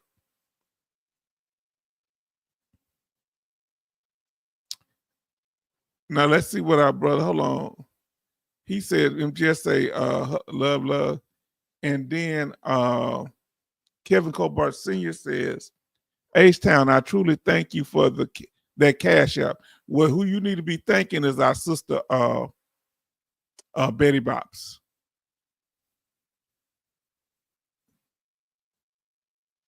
But I appreciate it. I got it to you. But she the one put that money in there. Now, Betty Bob says, Kevin Cobart Sr., how are you doing? Look at the earlier, because we talked about that PTSD thing, brother. And because Sister Gwendolyn just started from the beginning, and you're going to see she walked through the CMP exam if you have another PTSD one. Because at first they had her going to a depression one, but the doctor said, no, you need to go to PTSD one. I believe you got PTSD. Did he diagnose you with PTSD at that first one? Now, Love say, good night, Gwen Jr. And Sister say, 8 likes, 12 in here. Okay. Now, yeah, Kevin Cobart Sr. said, Betty Bobs, I am taking a day at a time. Then Betty Bob say, Kevin Cobart Sr., the third, email you in the morning. Family, you see how when it's good people, they communicate and handle the business, and that's what we need. Ain't nobody trying to undermine the channel. I had to figure out because who was who. That's why I cut everything off. And then Kevin say, thanks, Betty Bob, for the cash out. And she say, Kevin Cobart say, Ed, okay with her. So, family, we're going to get us some sleep, some rest. We thank you. This has been informative. It ain't just about lining your pockets. You got to make sure the veteran is being helped. How can I say I'm here to help veterans? What do they ever say they veteran first? They here to help veterans on these channels. Do they say that? What do they say? My first priority is veteran. Do they ever say that? Because I don't know if I heard them say that. Or they just start talking about, you can get this, you can get that. Guess what this is? Guess what that? How important is the veteran to you? They say, you better sit down. Don't mess up my money. Don't mess up my hustle. So, family, good night. We thank y'all. We've been on here 3 hours, and we want to thank you, family. When is the next one? On Sunday. I'm glad you asked. The next one is going to be on Sunday. We're not doing the regular scheduled broadcast on Thursday. We're going to do one on Sunday at 6 p.m. Please be here. Say, get it all. Betty Bob said, I never heard that.